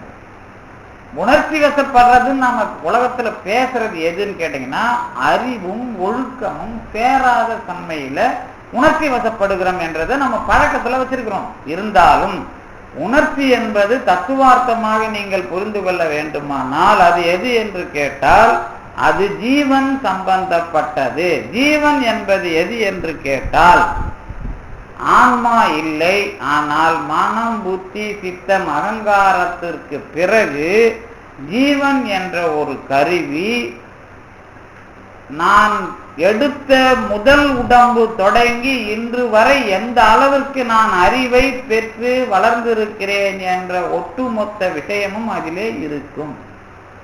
இப்ப மனம், புத்தி, சித்தம், அகங்காரம் இருக்குன்னு வச்சுங்க, அது என்னன்னு கேட்டீங்கன்னா அது எல்லாமே சந்து தான், வழி. இப்ப மனம், புத்தி, சித்தம், அகங்காரத்தை நீங்க எப்படி புரிஞ்சுக்கணும் அப்படின்னு கேட்டீங்கன்னா, அதுக்குள்ள நுழைஞ்சுதான் செய்தி உள்ள வரும். மனம் என்கிற குழாய்க்குள்ள புகுந்துதான் சித்தத்துக்கு வரும் அல்லது புத்திக்கு வரும். அப்புறம் சித்தம் அகங்காரத்துக்குள்ள புகுந்து மறுபடியும் புத்திக்குள்ள போட்டு வச்சிருக்கான்.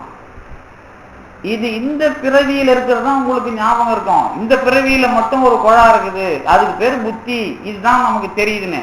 ஆனா மனம், புத்தி, சித்தம், அகங்காரம் இந்த எல்லாமாகவும் இந்த ஏற்கனவே இருந்த பிறப்பிகளுடைய மொத்த விஷயமும் சேர்த்து வச்சிருக்கிற ஒரு குழாதான் எது?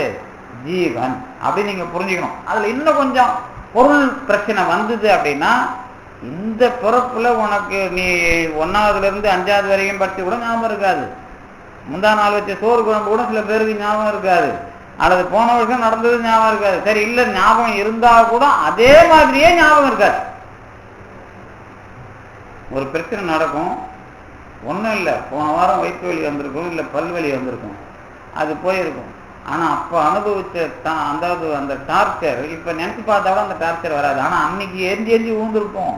ஆனால் அது அதே ஃபீலிங்கோட நம்ம இன்னைக்கு இருந்து நினைச்சு பார்க்க முடிஞ்சதுன்னா நம்ம செத்தே போயிடுவோம்ல. அப்புறம் இதுக்கெல்லாம் புத்தி உபயோகப்படுதுன்னு பேசுறோம். ஆனா அதே புத்தி அப்படியே சேர்த்து வச்சு இல்லையா, அதுக்குள்ள நடுவுல எங்க போச்சு, எப்படி அந்த கட்டடாலாம் போச்சுன்னே தெரியல, அந்த வலி எங்க போச்சு எப்படி போச்சுன்னு தெரியல. நினைச்சு பார்த்தா கூட அதே வழியா நினைச்சு பார்க்க முடியல, அது ஏன் இருக்க முடியல உங்களால? இதெல்லாம் நினைப்பு வருது. எது நினைப்பு வருது? அவஸ்தைப்பட்டதுன்னு சொல்ல தெரியுது, ஆனா அந்த வலி இப்போ வாய் வழியா மட்டும்தான் இருக்குது, வலியா இல்ல அது. ஆனா அன்னைக்கு எல்லாமே எரிச்சலா இருந்திருக்கும். வலி இருக்கிறப்போ எல்லாமே எரிச்சலா இருந்த மாதிரியே கூட நினைச்சு பார்க்க முடியல. அதுவும் அந்த வரலாறுலாம் இங்க ஏகப்பட்ட பிரச்சனையிலிருந்து வெளியே வந்ததெல்லாம் ரொம்ப நேரம் உட்காந்து நினைச்சு பார்க்க கூட நேரம் இல்லாம போயிட்டு இருக்கு. நம்ம நினைச்சு பார்த்தாலும் அது அந்த வலியோட அந்த வலுவாகவும் நினைச்சு பார்க்கறதுக்கு வாய்ப்பு இல்லை. அதெல்லாம் கடந்து வந்துட்டோம். இப்ப அது இந்த பிறவிலேயே இவ்வளவு வீக்னஸ் சொன்னா, இதுக்கு முன்னாடி நடந்த விஷயங்கள்லாம் எங்க தனியா ஒரு பேக்ல போட்டு வச்சிருக்காருன்னா ஒண்ணும் இல்லை, இந்த புத்தியினுடைய அந்த ஒரு வீங்கி போன விஷயமா அது இருக்கும்.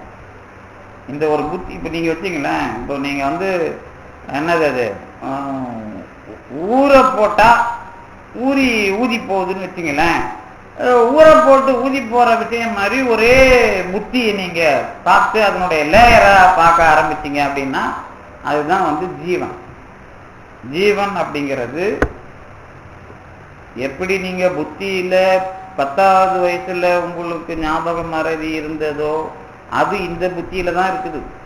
அதை எப்படி நீங்க நினைச்சு பார்க்க முடியலையோ அதே மாதிரி போன பிறப்புல செஞ்சதெல்லாம் நினைச்சு பார்க்கவே முடியாது உங்களால. சரி, 10வதுல நினைச்சதை நீங்க நினைச்சு பார்க்க முடியாது, இந்த புத்தியில இருக்குதா அது போன ஜீவன்ல இருக்குதான்னு கேட்டா என்ன பதில் சொல்லுங்க? இந்த புத்தியில தான் இருக்குது, அது இந்த பிறப்போட புத்தியில தான் இருக்குது. ஆனா அதுவே உங்களுக்கு உருவமா பிடிபடல, அப்புறம் எப்படி ஜீவனை நீங்க தனியா பேசுறதுக்கு என்ன ஆதாரம் இருக்குது உங்ககிட்ட அப்படின்னு கேட்டீங்கன்னா, இல்ல இல்ல, இது எப்படி உருவம் இல்லாம எனக்கு தெரிஞ்சு எனக்குள்ள என் புத்தியிலேயே இருக்குதோ அதே மாதிரி போன பிறப்பு வரைக்கும், எது முதல் பிறப்பிலிருந்து போன பிறப்பு வரைக்கும் நாம் பண்ண எல்லாமும் எப்படி எனக்கு 10வது வயசுல ஞாபகமா இருந்தது காணாம போச்சோ, இப்ப அந்த விஷயமும் அது இருக்குது. அந்த இடத்த நாம ஜீவன் அப்படின்னு சொல்றோம். அவ்வளவுதான். அது தனியா உங்களுக்கு புரியறதுக்காக வேணா அது தனி பொருள் தனி குழான்னு சொல்லலாம். ஆனா அதையும் நான் தத்துவ இடர்பாடு இல்லாம சொல்லிடணும் அப்படிங்கிறதுக்காக தான் இந்த புத்தியோட சேர்ந்து அதை புரிய வைக்கிறேன். ஏன்னா டேபிள் 24 36 நீங்க சொல்லுவீங்கல்ல, அந்த டேபிளுக்காக இவ்வளவு மெனக்கெடுறேன், வேற ஒண்ணும் இல்லை. அதாவது 36 தத்துவம் 24 தத்துவம் சொல்லி அதுல ஜீவனை எங்க வைப்பீங்க? நீங்க ஒரு ஆள் புத்திசாலித்தனம் வந்து கேள்வி கேட்பாரு, அப்ப நான் அதுக்கு ஒரு பதில் சொல்லணும்ல. அதுக்காக தான் இந்த பிறவியில் புத்தியையே உங்களால் நீங்க முடிவெடுக்கிற விஷயமாகத்தான் சொல்லுவீர்கள். ஆனால் நினைத்து பார்க்கிற போது சித்தமும் புத்தியும் வேலை செய்யணும். அந்த சித்தமும் புத்தியும் வேலை செய்யற விஷயமாவே நீங்க பழைய விஷயங்கள்லாம் இருக்கிற விஷயமா நினைச்சு பார்த்தா அதுக்கு பேர் என்ன கொடுக்குறோம்? ஜீவன். ஏன்னா ஒவ்வொரு பிறவியிலும் புழங்குகிற விஷயம் மனம், புத்தி, சித்தம், அகங்காரம்.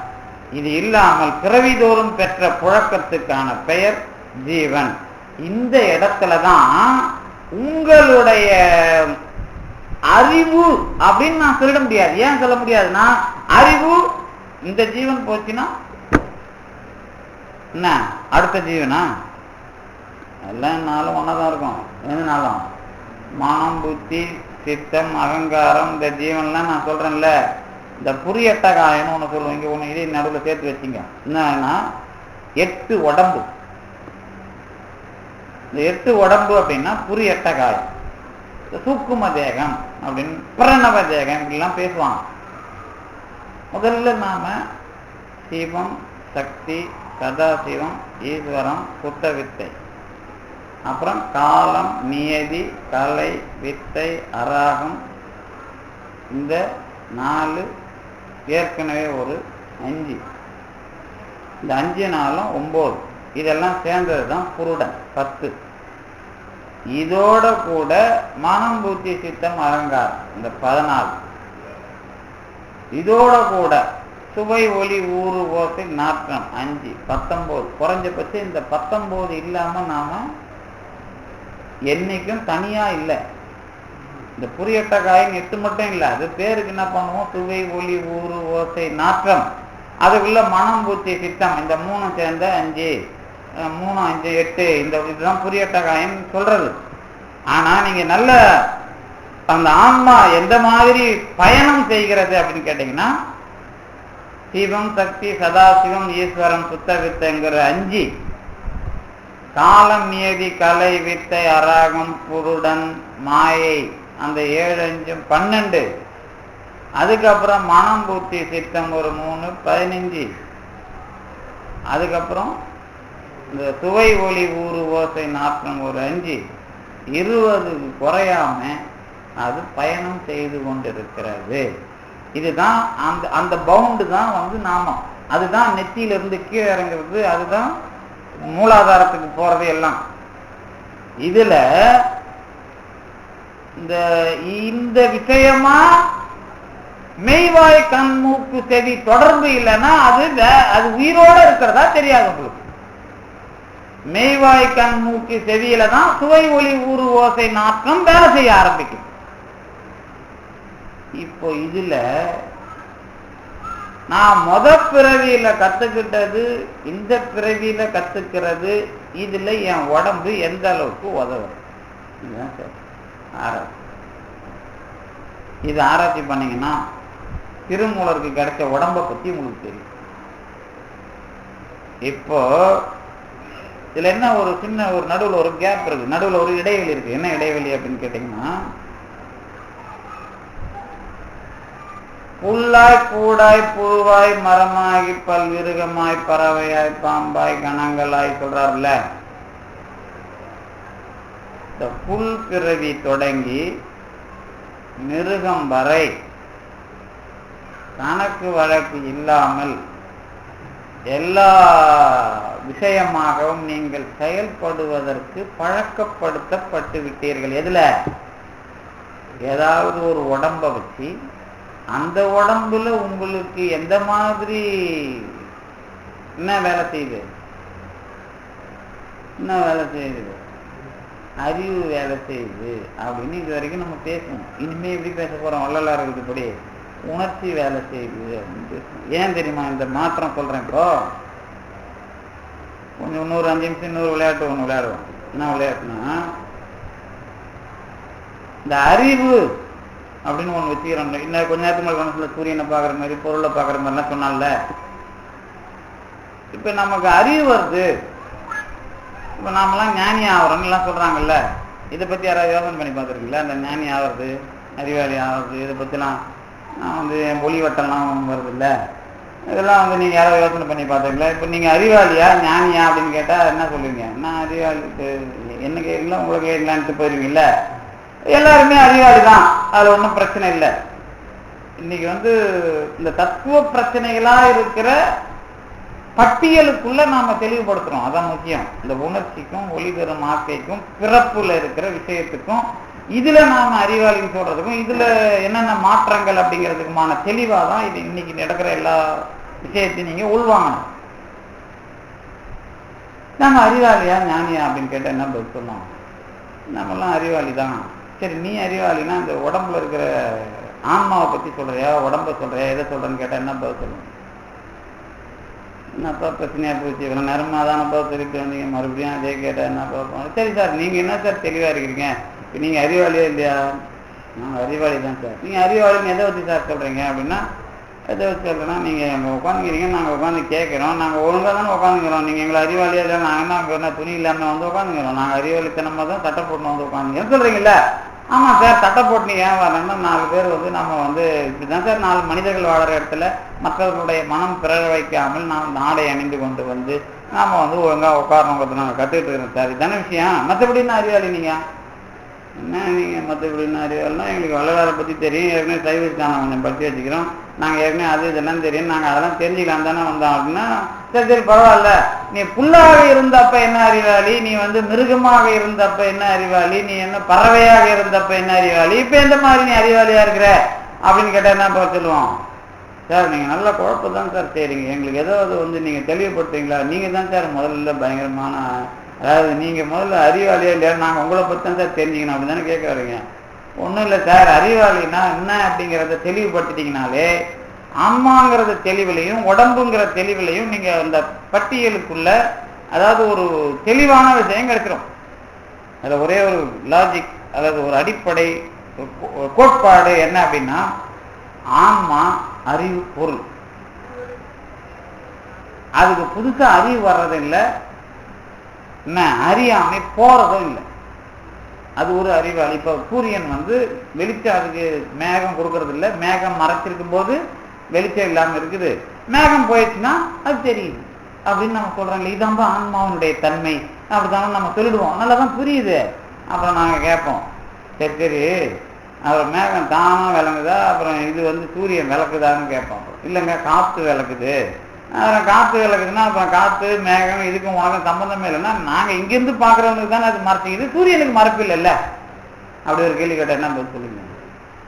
ஆமாம்பா, அதில் ஒரு சிக்கல் இருக்குது. இல்லை சூரியனுக்கு ஒன்று இந்த உதாரணத்தில் ஏதோ கொஞ்சம் இடிக்குத, நாங்கள் பேசுறது ஆன்மாவாக நீ இருக்கிறாய், நீ அறிவாளி, நீ சூரியன் போன்றவன், உன்னை மேகம் மறைத்திருக்கிறது, மேகம் போனால் உனக்கு அறிவு வந்து விடும் என்று சொல்லுகிற உதாரணம் சரியா தவறான்னு கேட்டால் நான் என்ன பண்ணுவேன்? ஓ சூரியனை வச்சு தானே பேசுறேன், அர்த்தம் தான் சூரியன் மறைச்சிருக்கிறத பற்றி மேகன்னு சொல்றான், சூரியனை மறைச்சிருக்கிறத பற்றி தானே நான் பேசுறேன்னு கேட்டால் உதாரணம் தப்பா தானே தெரியுது. என்ன சார் அப்ப அந்த உதாரணம் பொருத்தமா இல்லைல்ல? உதாரணம் பொருத்தமா இல்லை சார், உதாரணத்தை மாற்றி பார்ப்போம் சார். என்ன விஷயம் அப்படின்னா, இது வந்து இப்போ உதாரணம் தேவையில்லை, ஒரே விஷயம்தான். ஒன்று இருந்து இல்லாமல் போனால் அது தேஞ்சி போகுதுன்னு அர்த்தம், எடை குறையும். புதியதாக வருகிறது என்று சொன்னால் என்னைக்காவது இல்லாம போயிடும். அப்ப அறிவு வருதுன்னு சொல்லக்கூடாது, அறியாமை போகுதுன்னு சொல்லக்கூடாது. ஆனா ஒரு விவரம் நமக்கு என்ன பிரச்சனை அப்படின்னு கேட்டீங்கன்னா, நமக்கு நாம அறிவாளிங்கிறது நமக்கு தெரியாம இருக்குது. இதுதான் அதுல நடக்க. இதுதான் முதல்ல தத்துவமா நீங்க உங்களை பத்தி, ஆன்மாவை பத்தி முதல்ல பதிவு செஞ்சுங்க. அசைக்க முடியாம இப்படி நினைச்சீங்க.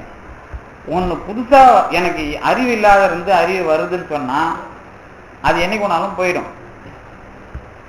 எனக்கு ஒண்ணு கெட்டது இருக்குது அறியாமை, அது போயிடுது என்னை விட்டு அப்படின்னா நாளைக்கு இன்னொன்னு உங்களை விட்டு போயிடும். அப்ப அது குறைஞ்சிடும். அப்ப என்ன அர்த்தம்? அதுக்கு ஒண்ணு உங்களை விட்டு எதுவும் போகாது, உங்களுக்கு புதுசாவும் எதுவும் வராது, நீங்களா இருக்கணும் அப்படிங்கிறது ரொம்ப பிரச்சனை. இதுதான் உங்களை பத்தி. அப்ப நீங்க அறிவாளி தான். இப்போ இது அப்படியே நிக்கட்டும். உங்களுக்கு கொடுக்கிற உடம்பு மூலமா அறிவு வருதுங்கிறீங்களா? என்ன சார் அறிவு நமக்கு இப்ப இப்ப நீங்க இது நான் தத்துவமாலாம் கேள்வி கேட்கல, தத்துவம் படிச்சதுனால உங்களுக்கு புரியுற மாதிரி கேள்வி கேட்கிறேன், வேற ஒண்ணும் இல்லை. இதே தத்துவம் நீங்க வகுப்பா இருந்தா அது வேற மாதிரி. நான் இந்த கேள்வி பதிலே தேவை, உங்களை ஏமாத்திட்டு போயிட்டே இருப்பேன் நான் சொற்பொழி மாதிரி பண்ணிட்டு. இது வள்ளலார் ஒரு புது விஷயத்தை அணுகிறதுனால அல்லது அதை நமக்கு புரிய வைக்கணும், அனுபவமாக்கணுங்கிறதுனால இவ்வளவு கேள்வியும் பதிலுமா அது அமையுது. இப்ப என்ன சொல்லுவீங்க? அறிவு வருதுன்னு, ஓரறிவு வருகிறது, 2 அறிவு வருகிறது, 3 அறிவு வருகிறது, 4 அறிவு வருது. அறிவு என்று சொன்னால் இப்பொழுது ஏது? இதனாலதான் தத்துவவாதிகள்லாம் என்ன பண்ணாங்கன்னா, அறிவு அறிவு அறிவு அறிவுன்னு அறிவை பற்றியே பேசி கடவுள் சக்தி, என்னது ஞான மயம், ஞான சொரூபம் அப்படின்லாம் எழுதுனாங்கல்ல. ஆனா இங்க வந்த அப்புறம் தான், தமிழ்ல வந்த பிறகு திருஞான சம்பந்தர், காரைக்காலமேதன முதல்ல சொன்னவங்க பேரன்பே இன்னும் பெருக்கு. அதுக்கு முன்னாடி திருவள்ளுவர்லாம் அன்பின் வழியே உயிர்நிலை மட்டும் இல்லை, அதாவது அன்பில் அதனை அறம் காயும் அப்படின்லாம் சொல்றார். என்பில் அதனை வெயில் போல காயும் எது? அன்பில் அதனை அறம் அப்படிங்கிறார். இதெல்லாம் அவர் சொல்லும் போது பாத்தீங்கன்னா கொஞ்சம் வித்தியாசமா இருக்குது. யாரு? திருவள்ளுவர் சொல்லும் போது காரைக்காலமையார் பேரன்புன்னு சொல்றப்ப, திருமூலர் அன்பே சிவமான்னு சொல்றப்ப, அதுக்கப்புறம் வள்ளலார் கருணைன்னு சொல்றப்ப, அப்புறம் பாம்பனார் அன்பு உள்ள மனுஷனுக்கு தான் ஆசிரியன் சொல்றது, அன்பு உள்ளவனை தான் நீங்க அனுபவிக்க செய்ய முடியும் அப்படின்னு சொல்றது. இதெல்லாம் பார்த்தா உங்களுக்கு தமிழ்ல முழுக்க முழுக்க முழுக்க தத்துவம் வித்தியாசப்படுது. அது என்ன அடிப்படை அப்படின்னு கேட்டீங்கன்னா, இந்த இப்ப நான் கொஞ்ச நேரத்துக்கு முன்னாடி ஆரம்பிச்சேன்ல கேள்வி பதில். என்ன கேள்வி பதில்? இது ஒன்று ஆன்மா தெரிந்து கொள்ளுகிறது என்ற அறிவைத்தான் தெரிந்து கொள்ளுகிறதா? அதுதான் பொருளை நீங்க நிரூபிக்கும் போது அதுக்கு பேர் என்னன்னா ப்ரூஃப் ஆஃப் எக்ஸிஸ்டன்ஸ். ஒரு பொருளை நிர்ணயம் செய்யும் பொழுதே அது எப்படிப்பட்டது என்பதை நிர்ணயம் செய்து விட்டீர்களானால் அது நீங்க விளக்குகிற காலத்துல அடுத்த விஷயத்தை நீங்க சொல்லும் போது அது புறக்கணிக்கப்படக்கூடாது. முதல்ல சொன்ன நிர்ணயம் அதான் இருக்கிற விஷயம். அதுல இந்த ஓரறிவிலிருந்து இப்ப 5 அறிவு வரைக்கும் ஆன்மாவுக்கு அறிவு வருதுன்னு சொல்றீங்களே, அது எப்படி எழுதலாம்? சரி, இப்ப நமக்கு அறிவு வருதுங்கிறல்ல, உனக்கு அறிவு இருக்குதா அப்படின்னு கேட்கறேன்ல, என்னத்துக்கு கேட்போம்? உனக்கு அறிவு இருக்குதா அப்படின்னு நம்ம எதை வச்சு கேட்போம்? நீ பச்சம் தானே, அவங்க என்ன அறிவு இருக்குதா அப்படின்னு கேட்கறாங்கல்ல. நம்ம ஆளுங்களுக்கு இப்ப அறிவு இல்லைன்னு எனக்கு தெரியும். ஏன்னா பெரிய முதுகுல ஒரு பைய ஒண்ணு மாட்டிக்கிற, அடுத்த மூஞ்சில கீழ்ச்சி போறதுதான் வாழ்க்கை. இப்ப முதுகுல ஒரு பைய ஒண்ணு மாட்டிக்கிறான். என்ன கேட்டா இந்த 2 வீலர்ல போறவங்க 2 வீலர்ல போகும்போது ஒன்னா மாட்டிட்டு போகலாம், மற்ற நேரத்துல அதை மாட்டிக்கிட்டு பஸ்ல ஏறினா என்ன கேட்டா பெனால்ட்டி போடலாம். அதுக்கு ஏன் அப்படின்னு கேட்டீங்கன்னா, அதனுடைய இடைஞ்சல் உங்களுக்கு பேருந்துல போனீங்கன்னா தான் உங்களுக்கு தெரியும். அப்ப அவனை கேட்பேன், ஏன்டா அவங்கன்னா அறிவு இருக்குதா, நீ வேற சாப்ட்வேர் கம்பெனில 5 லட்சம் ரூபாய் சம்பளம் சொல்ற முட்டாளா அப்படின்னா நம்ம திட்டுவோம். நமக்கு இன்னும் கூட கோவம் வரும், இவனுங்களை எவனும் பிளேடு போட்டு கேட்க மாட்டானே அப்படின்னு கூட கோவம் கூட வரும். இது எதுக்கு இது சொல்ல வரேன் அப்படின்னு கேட்டீங்கன்னா, மனிதர்கள் வர்ற இடத்துல இது தடை. இது நம்ம மட்டும்தான் வாழறோம், நாம தான் வாழணும், நம்ம முடிச்சுட்டா போதும், நாம நின்னா போதும் நினைக்கிற இந்த உலகத்தை நம்ம என்னன்னு கேள்வி கேட்கிறோம். அடுத்தவனும் வரான்டா, அடுத்தவனும் இருக்கணும்டா, அடுத்தவனுக்கு நீ தடை இல்லாம பாக்கணும்டா. நீங்க இது அப்படின்னு நம்ம கத்துக் கொடுக்கணும்ல. அதனால தானே படிச்சு நடான்னு கேட்கிறோம். வேற எதுவும் கேட்கிறோம்? உங்களுக்கு அறிவு இருக்குதான்னு எதை வச்சு கேட்கிறோம்? நடைமுறை இல்லாத பொழுது அல்லது அடுத்தவர்கள் விஷயமாக நடைமுறை ஒழுங்காக இல்லாத பொழுது படித்தவனா அப்படின்னு கேட்கிறேன்ல. அப்படின்னா அறிவு செயல்படுகிறது என்று சொன்னாலே நான் வாழுகிறேன் என்று நினைக்கிறவன், ஒவ்வொருவனும் நான் வாழுகிறேன் என்று நினைக்கும் பொழுது நான் எது மாதிரி நினைக்கிறேனோ அது மாதிரி அடுத்தவன் நினைக்கிறான் அப்படிங்கிற எண்ணம் வந்ததுன்னா, அடுத்தவன் எனக்கு எப்படி இருக்க வேண்டும் என்று நினைக்கிறேனோ அல்லது நான் எப்படி வாழ வேண்டும் என்று நினைக்கிறேனோ அதுவே அடுத்தவன் வாழ்வதற்கு உதவுமா? அல்லது எல்லாரும் வாழ்வதற்கான விஷயமா வரும்போதுதான் நம்ம அதுக்கு பேர் என்ன கொடுத்துருக்கிறோம்? சமூகம். இன்னும் நீ வர்றையே இல்லையா, உன் உடம்பு கெட்டு போயிடுதான் கடவுள் கத்து கொடுக்குறான்ல ஒழுக்கம்னு ஒரு பேர்ல. அப்ப இதெல்லாம் வர வர நம்ம என்ன பண்றோம்? அப்ப எல்லாரும் நான் வாழணும், நான் ஒழுங்கா வாழணும், நீ எப்படி கத்துக்கிட்டியோ அது மாதிரி எல்லாரும் வாழுங்கிற அப்புறம் எல்லாரும் விஷயமாவும் நம்ம முடிவு எடுக்கும் போது என்ன வருது? இதுக்கு பேர் தாங்க, நீங்க அறிவாளின் பேர் வாங்குறீங்கன்னா அறிவினால பேர் வாங்கல, ஒவ்வொரு நடைமுறைக்குள்ளேயும் நீங்க அறிவாளி அறிவாளின்னு பேர் வாங்குறீங்க.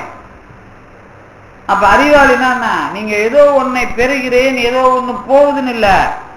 நான் அதுதான் ஒத்தது அறிவான்னு எழுதினார் அவர் திருவள்ளுவர். ஒத்தது அறிவான் உயிர் வாழ்வான். அப்ப ஒத்தது அறிவான் அப்படின்னா நீங்க உடனே தத்துவமா நம்மோடு ஒத்தது கடவுள், அவரை அறிந்து கொள்வதுதான் உயிர் வாழ்வதுங்கிறது அல்டிமேட் முடிவாதான். ஆனா நான் எனக்கு எப்படியோ அதே போல அடுத்தவனுக்கும். அப்ப நான் எனக்கு எவன் அடுத்தவனுடைய செயல் எதுவெல்லாம் இடையூறாக இருக்கிறதோ அதை நான் முதல்ல செய்யாம இருக்கணும். அதுதான் ஒத்தது அறிவான். எனக்கு எதெல்லாம் தடை நினைக்கிறேனோ, இப்ப நான் கோயில்ல போய் சாமி வெட்டி அடி கும்பிடுவோம். ஏன்டா முன்னாடி கையை இப்படி வேற, நான் கையை தூக்கி கும்பிட வேணாம் நம்ம சொல்லல, அரகரா சிவசிவா நீங்க கையை தூக்கி கும்பிட நாங்க எழுதியிருப்போம், ரோட்ல போட்டிருப்போம். ஆனா மூலஸ்தானத்துக்கு கிட்ட போய் நீங்க நின்றுட்டாங்க கல்புரம் காட்டும் போது அரகரா கோவிந்தான்னு தூக்குனீங்கன்னா பின்னாடி இருக்கிறவனுக்கு சுத்தமா மறைக்குது இல்ல நீ இருக்கிற உயரத்துக்கு. அப்ப நாம என்ன பண்ணுவோம்? இது அடுத்தவன் தூக்குனா நமக்கு கோவம் வருது இல்ல. அப்ப நாம என்ன பண்ணணும்? எப்படி ஒடுங்கி நின்று சாமி கும்பிடுறது, அடுத்தவன் பாக்குற மாதிரி எப்படி கும்பிடுறது, நாம அடுத்தவனுக்கு தடை இல்லாம எப்படி கும்பிடுறதுன்னு அங்க ஞானம் வருமா நமக்கு? எப்படியாவது எட்டி அந்த சாமி மூஞ்சில, அதாவது பரவாயில்ல, இன்னும் சில ஆர்வ கோளாறுலாம் சாமி நம்மள பார்க்காதோட கொஞ்சம் அவர் ஐயர் அப்படி திரும்பி தீபாரத்தை எடுத்தும் போது அந்த நடுவுல இருக்கிற ஒரு அந்த படிக்கட்டுல போய் தலையை டம்முனிச்சு சாமிக்கு ஒரு வணக்கம் போட்டுதான் வெளியே வருவான். இன்னத்த அவன் சாமியும் பங்கு போட்டுன்னு எங்க புரிஞ்சுக்கிறானுங்க என்ன நமக்கு ஒன்றும் புரியல. அது அதாவது கொஞ்சம் இடைவெளி விட்டா சாமி அவனுக்கும் கனெக்ஷன் இவன் ரொம்ப அழகா போட்டுருவான். அப்ப என்ன விஷயம் அப்படின்னு கேட்டீங்கன்னா, இதுக்குள்ள இவனை சாமியை என்ன நினைச்சிட்டு இருக்கிறான் அப்படின்னா சடங்குக்குள்ள நினைச்சிட்டு இருக்காங்க தவிர தான் வாழ்வதும் அடுத்தவன் வாழ்வதுமாக கடவுள் பொதுவாக இருக்கிறான் அப்படிங்கிற இடத்துக்குள்ளேயே அவன் வரல அப்படிங்கிறது தெரியும் அதுக்குள்ள. அப்போ நான் அறிவாளிங்கிறத எங்க ஆரம்பிக்குது? என் உடம்ப வச்சு ஒழுங்குபடுறதுல ஆரம்பிக்குது. என் உடம்ப வச்சு ஒழுங்குபடுறதுதான் ஓரறிவிலிருந்து விலங்கு வரை. நீங்க என்னமோ காதல் பண்றீங்க, நீங்க என்னமோ குடும்பம் நினைக்கிறீங்க. அந்த குரங்கு பண்றதும் கோட்டாம் பண்றதும் ஆந்த பண்றதும் மீன் பண்றதும் நண்டு பண்றதும் பறவை பண்றதும் 1% கூட நம்மளால ஒழுக்கமா வாழறதுக்கு இன்னும் வாய்ப்பு இல்லாம இருக்குது. நீங்க என்ன ஒரு 2-3 மாசத்துக்கு முன்னாடி உள்ள தினத்தஞ்சல எந்தெந்த விலங்கு எந்தெந்த பறவை எவ்வளவு ஒழுக்கமா காதல் குடும்பம் நடத்துதுன்னு ஒரு பட்டியல் போட்டிருந்தான் பாருங்க. எதுக்கு சொன்னீங்க? இன்னும் பாட்டனி ஜுவாலஜி எல்லாம் படிச்சீங்கன்னா பறவையிலிருந்து அதாவது எது அந்த தாவரங்கள் இருந்து பல விதமான நமக்கு அதிசயமான படிக்கிற விஷயம்லாம் இருக்குது இல்ல. இதெல்லாம் நமக்கு இந்த உடம்பை வைத்துக் கொண்டு ஒழுக்கத்துக்குள்ள வர்றதுக்கு கடவுள் கத்து கொடுத்தது. எது வரைக்கும்? 5 அறிவு வரைக்கும். இதெல்லாம் கத்து கொடுத்துட்டு அவன் உட்காந்து ஒரு மனுஷங்கிற பேர்ல ஒரு உடம்ப நமக்கு கொடுத்துட்டு இந்த நாய் ஒழுங்கா வேலை செய்தான்னு பார்த்துன்னு அவன் திட்டின்னு உட்காந்துக்கிறான். அதாவது இதெல்லாம் 5 அறிவு வரைக்கும் கத்து கொடுத்தான்ல, இதுல ஏதாவது கொஞ்சமாவது இது வேலை செய்தா பார்ப்போம் அப்படின்னு கொடுத்ததுதான் மனுஷ பிறப்பு. இப்போ கத்து கொடுத்ததுல எந்த ஒரு நல்ல குணத்தையாவது வெளிப்படுத்துறதுக்குன்னு இவனா செய்யணும், வேற ஒண்ணும் இல்லை. இப்போ மோட்டர் பைக்கை ரெடி பண்ணி அதை ஓடுதான் செக் பண்ணி நிறுத்தியாச்சு. ஓட்டுறவங்க தானே அதை ஒழுங்கா. சில பேர் வண்டி புதுசா ஓட்டுவான், அவன் வண்டி அழுத்தி ஓட்டி அந்த வண்டி போகும்போதே அழுத்தமாவே ஓடும்.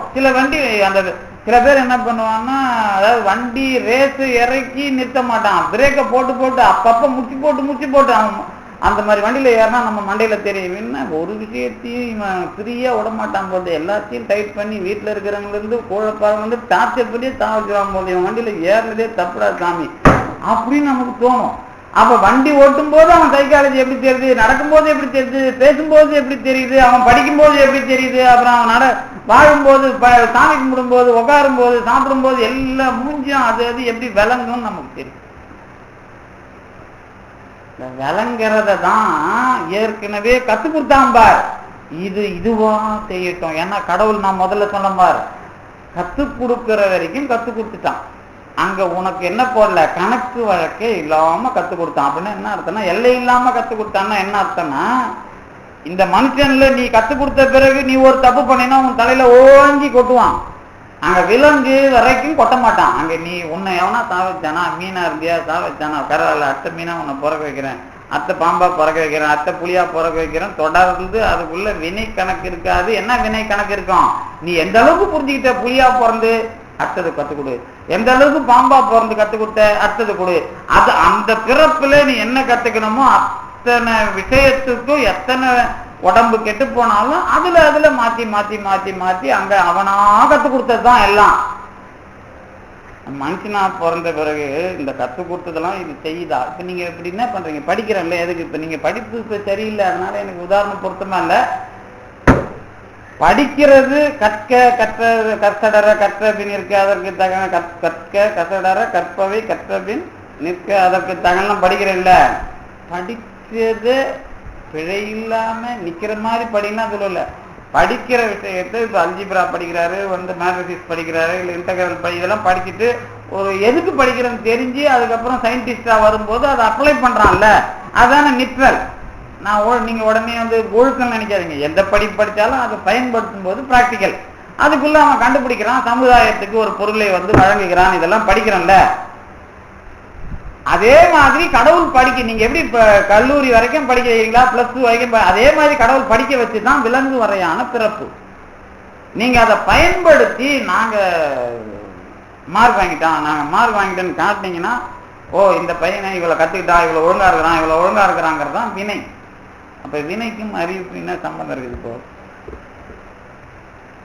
வினைன்னா என்ன தெரியும்? ஒண்ணும் இல்லை. நீங்க கத்துக்கினீங்களா இல்லையா, தப்பு பண்றீங்களா, கத்துக்கிறீங்களா இல்லையா? கடைசியில அதாவது நீங்க தப்புன்னு கடைசியில ஒண்ணுமே இருக்காது. கடைசியில நீங்க நிலை நிற்காத வரை உங்களை நிற்கிறதுக்காக கடவுள் படுகிற பாடுதான் அது. உங்களுக்கு புரியலையா? எப்படி புரிய வச்சா இவன் புரிஞ்சுக்கலாம்? சிவஞான போத்த கையில கொடுத்தா புரிஞ்சுப்பானா, இல்ல அருட்பெருஞ்சோதி ஜாகவல கையில கொடுத்தா ஒன்னும் விளங்காது. படிக்கிறவனுக்கும் விளங்காது, கேட்கறவனுக்கும் விளங்காது. சும்மா கேட்கறது விளங்க, அது வேற. இது இப்ப நான் படிக்கிறது கேட்கறது விளங்குறதுலாம் வேற. உங்களுக்கு விஷயம் புரியணும்னா உங்களுக்கு ஒரு பிரச்சனையை கொடுத்தோ, ஒரு ஆளை கொடுத்தோ, ஒரு தோலை கொடுத்தோ அதுல புரிஞ்சுக்கிட்டு நின்னாதான் அதுக்கு சீக்கிரமா விளங்குறதுக்கு இதெல்லாம் உதவும். அவ்வளவுதான் விஷயம். இதேதான் எதுல போய் நிக்குது?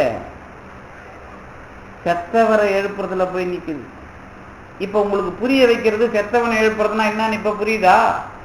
முதல்ல ஆரம்பத்துல சொன்னேன், செத்தார் எழுவர்னா நீங்க 5 அறிவு வரை கத்து கொடுத்ததுல உங்களுக்கு விளங்க வைக்கிறது கொடுத்த மனுஷ பிறப்புல எதை புரிஞ்சிக்கலையோ அதை செத்துட்டீங்க. அடுத்தது எதை புரிஞ்சுக்கணுமோ அந்த சந்நிதியில போய் நின்னா புரியும். அது அவங்க சொன்ன ஒழுக்கத்துல போய் நின்னீங்கன்னா உங்களுக்கு அடுத்த கட்டத்தை புரியறதுக்கு ஒரு வாய்ப்பு கிடைக்கும். ஆனா மொத்த சாவுல இருந்து எழுப்புறது அப்படின்னா அது எவனுக்கும் இல்லை, யாருக்கும் இல்லை. திருஞான சம்பந்தரும் மொத்தவனையும் எழுப்பினவனையும் எல்லா சாவுலேயும் எழுப்பல. அந்த சாவுல அதுல எழுப்பி நீ கல்யாணம் பண்ணின்னு கொடுத்தன்னு தான் எழுப்பி விட்டார். அந்த சாவுல நீ எழுப்பி நீ பையனோட போய் விளையாடுன்னு தான் சுந்தரத்தை எழுப்பி விட்டார். அதுக்காக நீ மொத்த சாவும் இல்லைன்னு எழுப்பி விடுறது இல்ல. முடியும், அவ்வளவுதான். இதுல எது முடிவுக்கு வருங்கிறது வேற. முடியுமா முடியாதாங்கிறது மட்டும்தான் பிரச்சனை. எழுப்ப முடியும்பா, அவ்வளவுதான். ஆனா முடிவுக்கு வருமானா முடிவுக்குலாம் வராது. முடிவுக்கு வர்றதுங்கிறது நம்ம கையில இருக்கு. நம்ம கையில இருக்கிற விஷயம்தான். நாம எந்த அளவுக்கு நம்ம அறிவுன்னு சொல்ற விஷயத்துல எந்த மாதிரி எல்லாம் இந்த உடம்ப வச்சு கத்து கொடுத்தானோ அதுல என்னுடைய பண்புகளை காட்ட காட்ட காட்ட என்னுடைய உடம்பு மாறிக்கொண்டிருக்கும். எந்த பண்பை காட்டினா மாறும், கடைசியா எதை காட்டினா மாறுச்சு? அந்த மாடு மேய்க்கிற மாடு உடம்பை பார்த்து மாடுகள் எல்லாம் அழுகின்றன. அப்போ உடம்புல அவன் என்ன பண்ணிட்டான்? இந்த விஷயமாக அந்த பண்பை அன்பாக அவன் உடம்புல பிழைக்கிறான். அதுதான் அன்பின் வழி, அது உயிர்நிலை. உயிர் அந்த உடம்புக்குள்ள, அவன் அந்த உடம்புக்குள்ள வாழற காலத்துல அந்த மிருகங்கள் மீதெல்லாம் அன்பு செலுத்தினதுனால அவனுடைய முதல் பிறப்பு தொடங்கி வளர்ந்த உணர்ச்சி இருக்குதுல்ல, இந்த பிறப்புல அன்பை வளர்த்து கொண்ட உணர்ச்சி இருக்குல்ல, இது உடம்பில் இருக்கிற விஷயங்களை, அணுக்களை மாற்றுகிறது. இதுதான் மெத்தென்று இருக்கிற உடம்பு. அந்த உடம்பை விட்டு உயிர் போயிட்டாலும், இன்னும் கேட்டா அந்த உடம்புல என்ன போச்சு? உங்களுக்கு நல்லா ஞாபகம் இருக்குதா? திருமூலர் ஏறின உடம்புக்குள்ள என்ன போச்சு? என்ன இருந்துதாங்க? திருமூலர் உடம்புல ஒரு பெரிய சாதனை சிவயோகி என்ன பண்ணார் தெரியுமா? அவரால் பண்ண முடிஞ்சது, அந்த உடம்புல ஏறின விஷத்தை நீக்கிட்டு உள்ள போனார். அதானே? விஷம் இருந்ததா இல்லையா அந்த உடம்புல? ஆமா. அதனால அந்த விஷத்தை நீக்கிட்டு தான் உள்ள போக முடிஞ்சுது. அதை நீக்கின உடனே அந்த உடம்போட ஒரிஜினல் என்ன பண்ணுது? அந்த உணர்ச்சி தன்மையில அதோடைய மென்மை தன்மையும் அன்பும் தான் இவருக்கு பாடம் கற்றுத்தரும். அந்த உடம்புல அறிவு கிடையாது. அந்த உடம்பில் இருக்கிற பயிற்சி, அதாவது உணர்ச்சி பழகி பழகி பழகி பழகி பழகி என்னவாகும்? அது அந்த உடம்பு மாறி மாறி மாறி உங்களுக்கு அது அன்பை தருக, அன்பின் வழியது உயிர்நிலை. அது அன்பு, அதாவது என்பு தோல் போர்த்த உடம்பு இல்ல, அது அன்பை போர்த்திய உடம்புன்னு திருவள்ளுவர் சொல்றதுக்கான உதாரணம் அந்த உடம்பு தான். அப்ப அந்த உடம்புங்கிறத ஒளி தரும் ஆக்கையா மாத்தனா உயிரும் உடம்பும் சேர்ந்து வாழறதுதான். அந்த உயிரும் உடம்பும் சேர்ந்து வாழற காலத்துல உடம்பினுடைய அணுக்கள் மாறுது அப்படின்னு சொன்னா, அந்த அறிவுங்கிற ஆன்மா இந்த உடம்பை பயன்படுத்தி பயன்படுத்தி பயன்படுத்தி பண்பை வளர்க்க வளர்க்க அன்பு அன்பே ஊற்றெழும் கண்ணீர், அதனால் உடம்பு நனைந்து நனைந்து எழுதுறாருல. அன்பே ஊற்று எழும் கண்ணீர் அப்படின்னா என்ன அர்த்தம்? அதுக்கு உயிர்ல இருந்து அது தொலை போட்டு பெருகுதுன்னு இல்ல, இந்த உயிரும் உடம்பும் சேர்ந்து அந்த பழக்கத்துக்கு வர வர இந்த அன்பு என்பது பெருகுகிறது. உடனே இதுல எனக்கு என்ன கொஞ்சம் பிரச்சனை அப்படின்னு கேட்டீங்கன்னா, நீங்க மற்ற சொற்பொழிவு கேட்குற மாதிரி இப்ப அங்கேயே நிற்பீங்க. அன்பு பெருகுதுன்னு தான் சொல்றாரு, அது இவ்வளவு நேரம் தான் சரியாதான் மேலாம் வந்தது. இந்த இடத்துல எப்படின்னு உங்களுக்கு கொஞ்சம் பிளாக் வரும். என்ன விஷயம் அப்படின்னு கேட்டீங்கன்னா, ஜீவன் வரைக்கும் அறிவு உயிர் அப்படிங்கிறது கிடையாது. உயிர்ங்கிறது வேற, ஜீவன்கிறது வேற. உயிரினுடைய அறிவு உடம்பை பயன்படுத்தி இயல்பாகவே ஒழுக்கத்தை வெளிக்கொணருமாறு செயல்பட்டால் உணர்ச்சி உடைய உடம்பு. இந்த உணர்ச்சி தான் நட்பு. அதாவது உடம்போடு உயிரிடை நட்புன்னு சொன்னார்ல, உடம்பை தனித்தொழிய புல் பறந்தற்றே உடம்போடு உயிரிடை நட்பு. உடம்பும் உயிருமே நட்புன்னு அவர் எழுதினார் திருவள்ளுவரே. அவர் தான் உணர்ச்சி பழகுதல் வேண்டா அப்படின்னு சொல்லி உணர்ச்சி தான் நட்பாம் கிழமை அப்படின்னு சொன்னதுல, உணர்ச்சி அப்படின்னா என்ன அப்படின்னு கேட்டா, உடம்பும் உயிரும் பழகிய பழக்கம். உடம்பும் உயிரும் பழகிய பழக்கம் எதை ஒட்டி என்று கேட்டால், உயிரின் அறிவு பண்புகளை வெளிப்படுத்துகிற விஷயமாக உடம்பை ஆக்குவது.